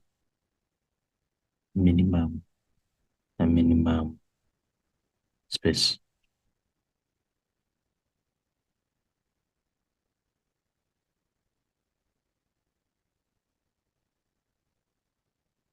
So here we are doing question number 9 point. So here we say which option? We shall say option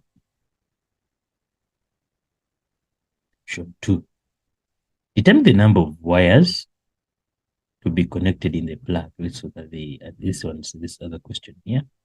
Wires. Now, each part that you see here, this is a wire. You have 1, 2, 3, 4, 5, 6, 7.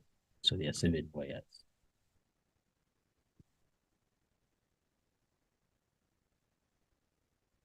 When we come to this, write down the number of plugs that should be connected for the stop lights. The stop lights, you come here. We have one stop here. The stop lights, you see it? Any other? There is no any other. So we shall say it's 1.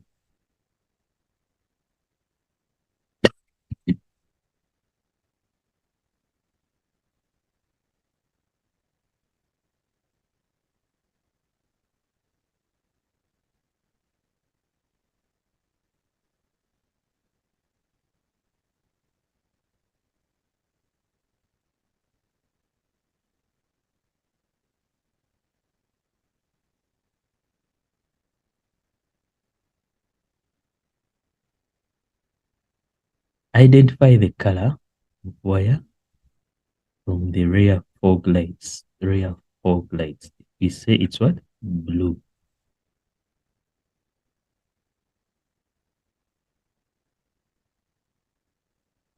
Explain the importance of the tail lights on 2. It's to indicate for the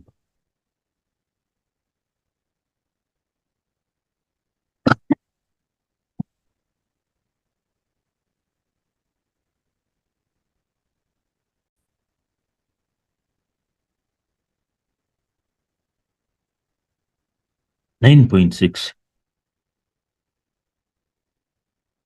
Purity cereal box has the following dimensions: length 14.5 centimeters, breadth 5 centimeters, and the height of 193 millimeters. Inside the box, there is a foil bag containing the cereal. The length of the bag is 96.55% of the length of the box, and the height is 7% shorter than the box. The breadth of the bag at the bottom is 4 centimeters. Below is a picture of the net box opened up. Use the following formula. Calculate the amount of cardboard in centimeters needed to make one box. Now, here we go. The net is the sketch of the diagram. So this is what we need. So we're going to calculate the length, total length. It would have been, you would have used surface area, remember that? Which is 2 into L.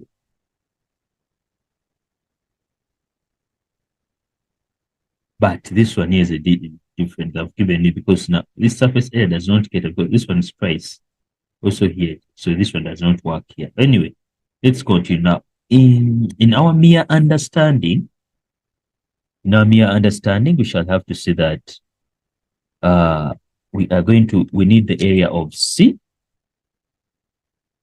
C, but how many times? So C, it will be 4 times, 4 C's, plus how many D's do we have?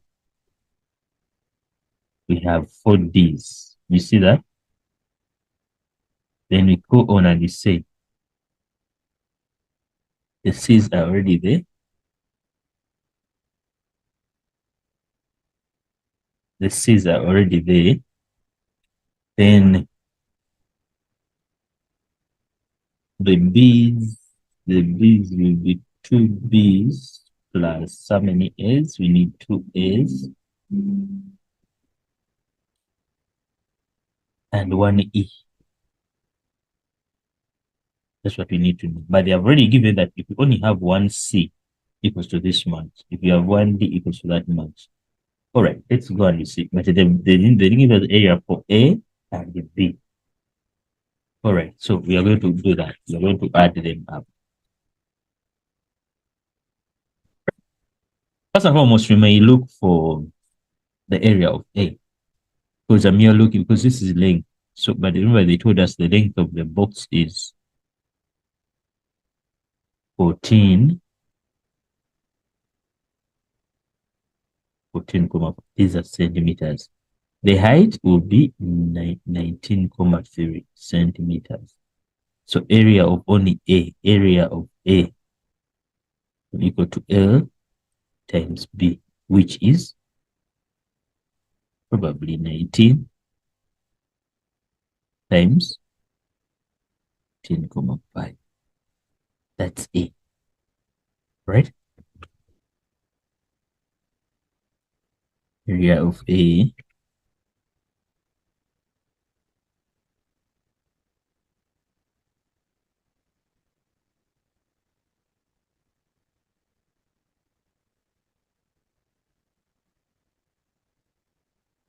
is the centimeters, what? Squared. That's A of A. Then we go to area of B. B, we are going to analyze it also. This is breadth from there to there. Then the height. So what's the breadth? When we come here, they told us it's 5 centimeters. So area of B will equal to 19,3 times what? 5, which equals to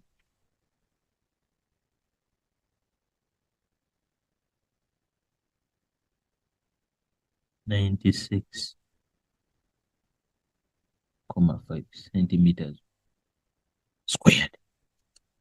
So we have, now we can continue now and we substitute. What we need to know is calculate the amount of cardboard in centimeter needed to make one box. That's what so we are going to add all the areas of all these small pieces around. All right. So I'll start with, we say, we analyzed that we need 2 A's. So I will say 2 times the area of A, which is 279,85, plus we need 2 B's. 2 times the area of 96,5, plus how many C's do we need? We need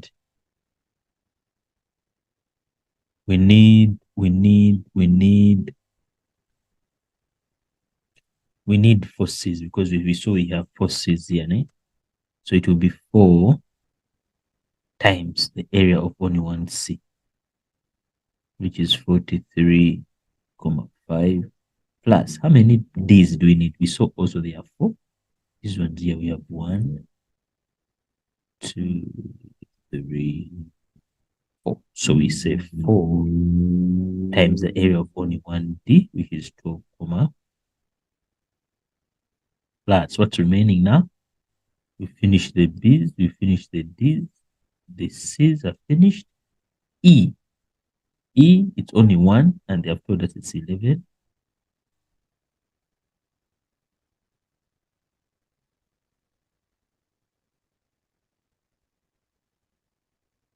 It's 11,6. Put this in your calculator and you see what you get.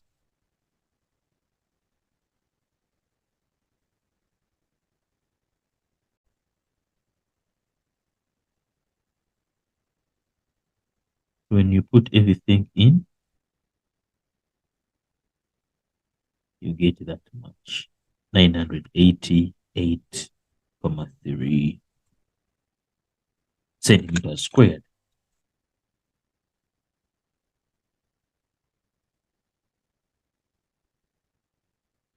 Okay. All right. Now let's look at this. 9.6.2. The cardboard is cut from a sheet that is 90 centimeters by 90 centimeters. Determine the number of boxes that can be cut out of this sheet. Assume that 3 centimeters, C is 3 centimeters wide, and E is 1 centimeter what? Wide. So we are going to cut this 1 centimeter wide, and here we have 3. So we need to know if you're to how long will it be if you're to add it up like that from top to bottom. How long is it going to be?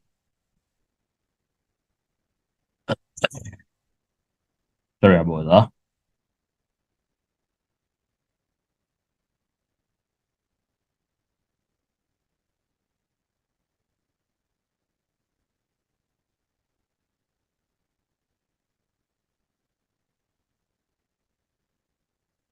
And how long will it be like this? No, you've not considered those cutting small ones. So I'm here looking at this. This is already what? 19.3 centimeters. Then on top there we have, they told us it's 3 centimeters wide. Also bottom here we see 3 centimeters wide.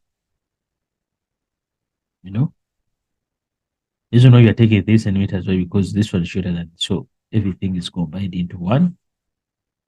So what about how long will it be? So we shall start with this one portion here. 1 plus from here up to there, it's 14. Then from here up to there, it's what? 5. Then again another 14 plus another 5, which becomes 1 plus 2 into 14 plus 2 into 5. Understand? That's what we need to know. So lengthwise, what's the length and what's the width? This will be the width. Right.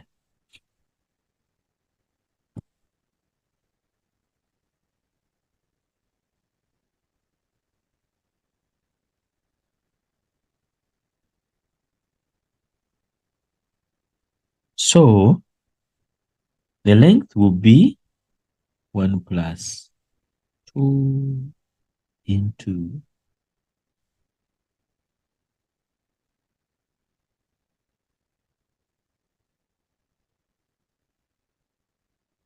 length equals to 40.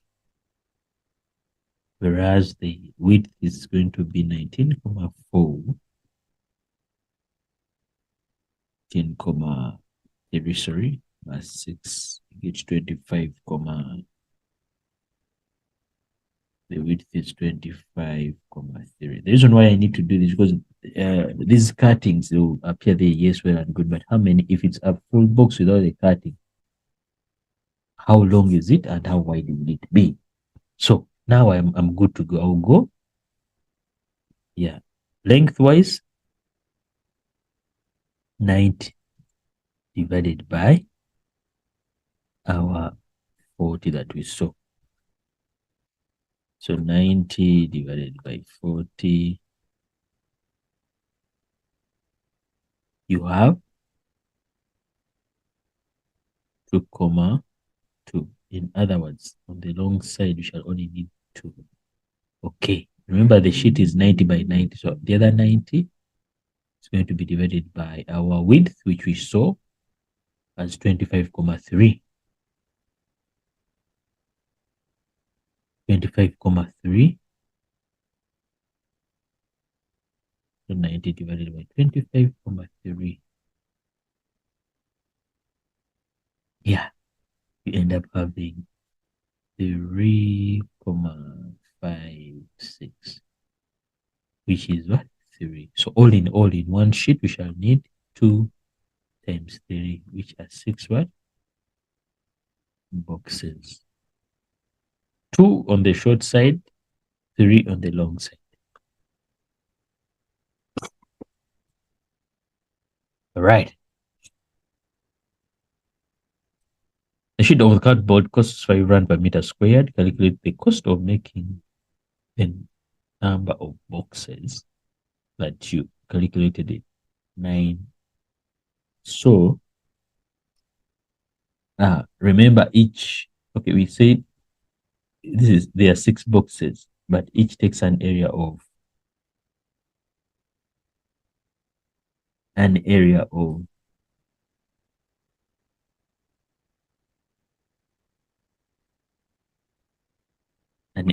that much,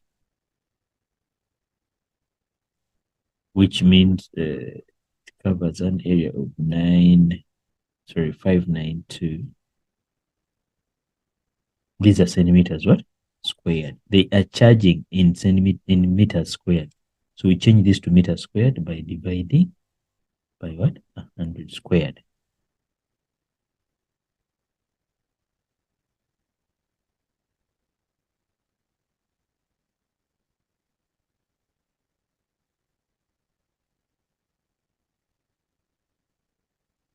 That's much that they need there, times 5 rand.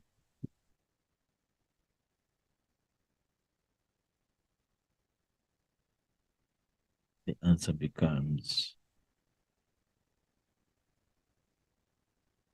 around 96 cents.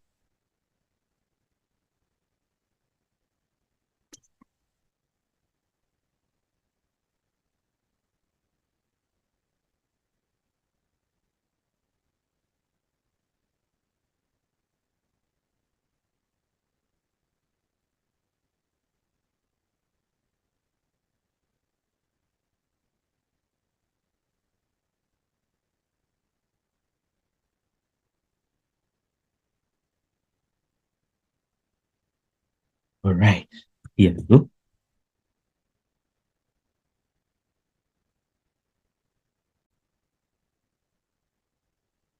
In order the company to save money, the difference between volume of the box and the volume of the foil bag must be 350. Must be between 350 centimeters cubed and 400 centimeters cubed. Assume the foil bag has a rectangular prism. Verify by showing calculations.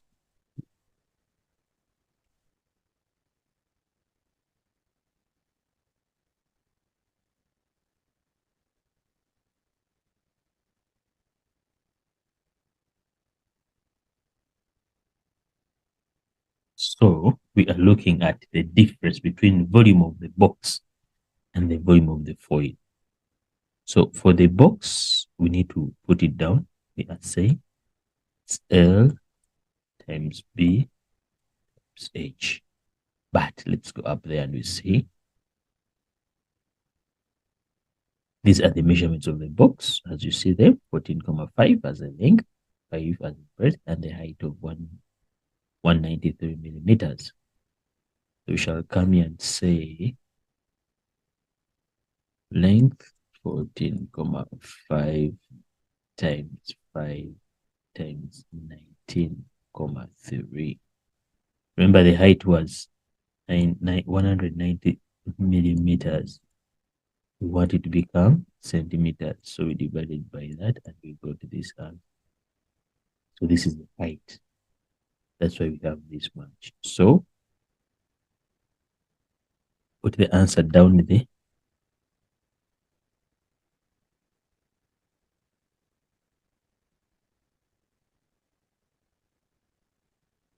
So the volume we have here is what? 1,399,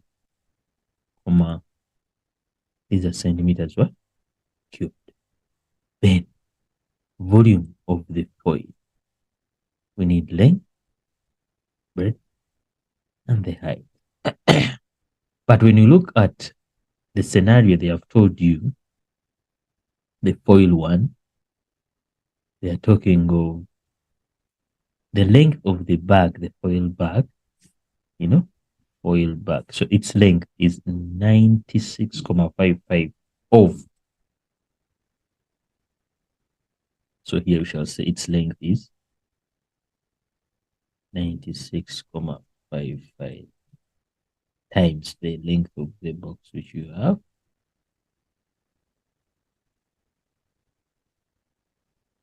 You go to the height. The height, they say, the height of the box is 7% shorter than the box. The height of the box is 7% shorter than the box. The height of the part is shorter than the box. So simply meaning, if 7% shorter than the box, that means it's 93% of the height. So we shall come here and we say 93. Remember, this is percentage, 93% of the height that we have, which is 19.3. Then the breadth, they say, the breadth of the bag is of the bottom is 4 centimeters. So here we are saying the breadth is 4 centimeters. This one don't need to change. So we need to look for this. Look for that. 93 to 96 times.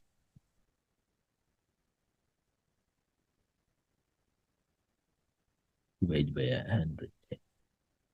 So the height here is 13.97, which is approximately what? 14 centimeters. So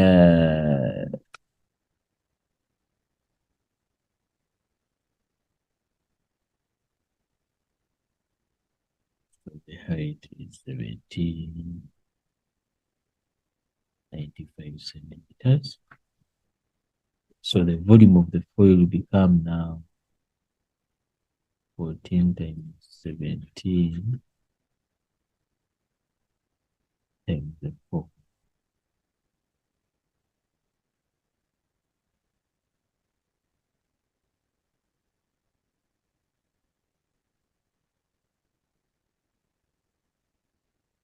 We have 1,005.2 centimeters what? Square. Remember, we are looking at the difference between the two. We shall subtract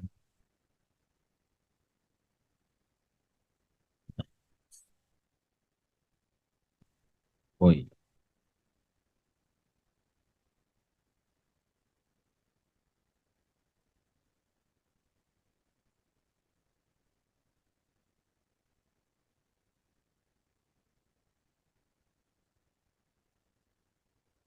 It's 394, comma.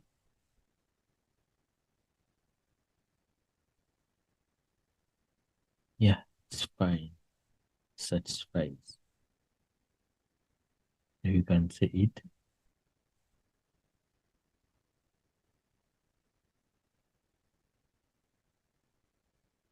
Satisfies.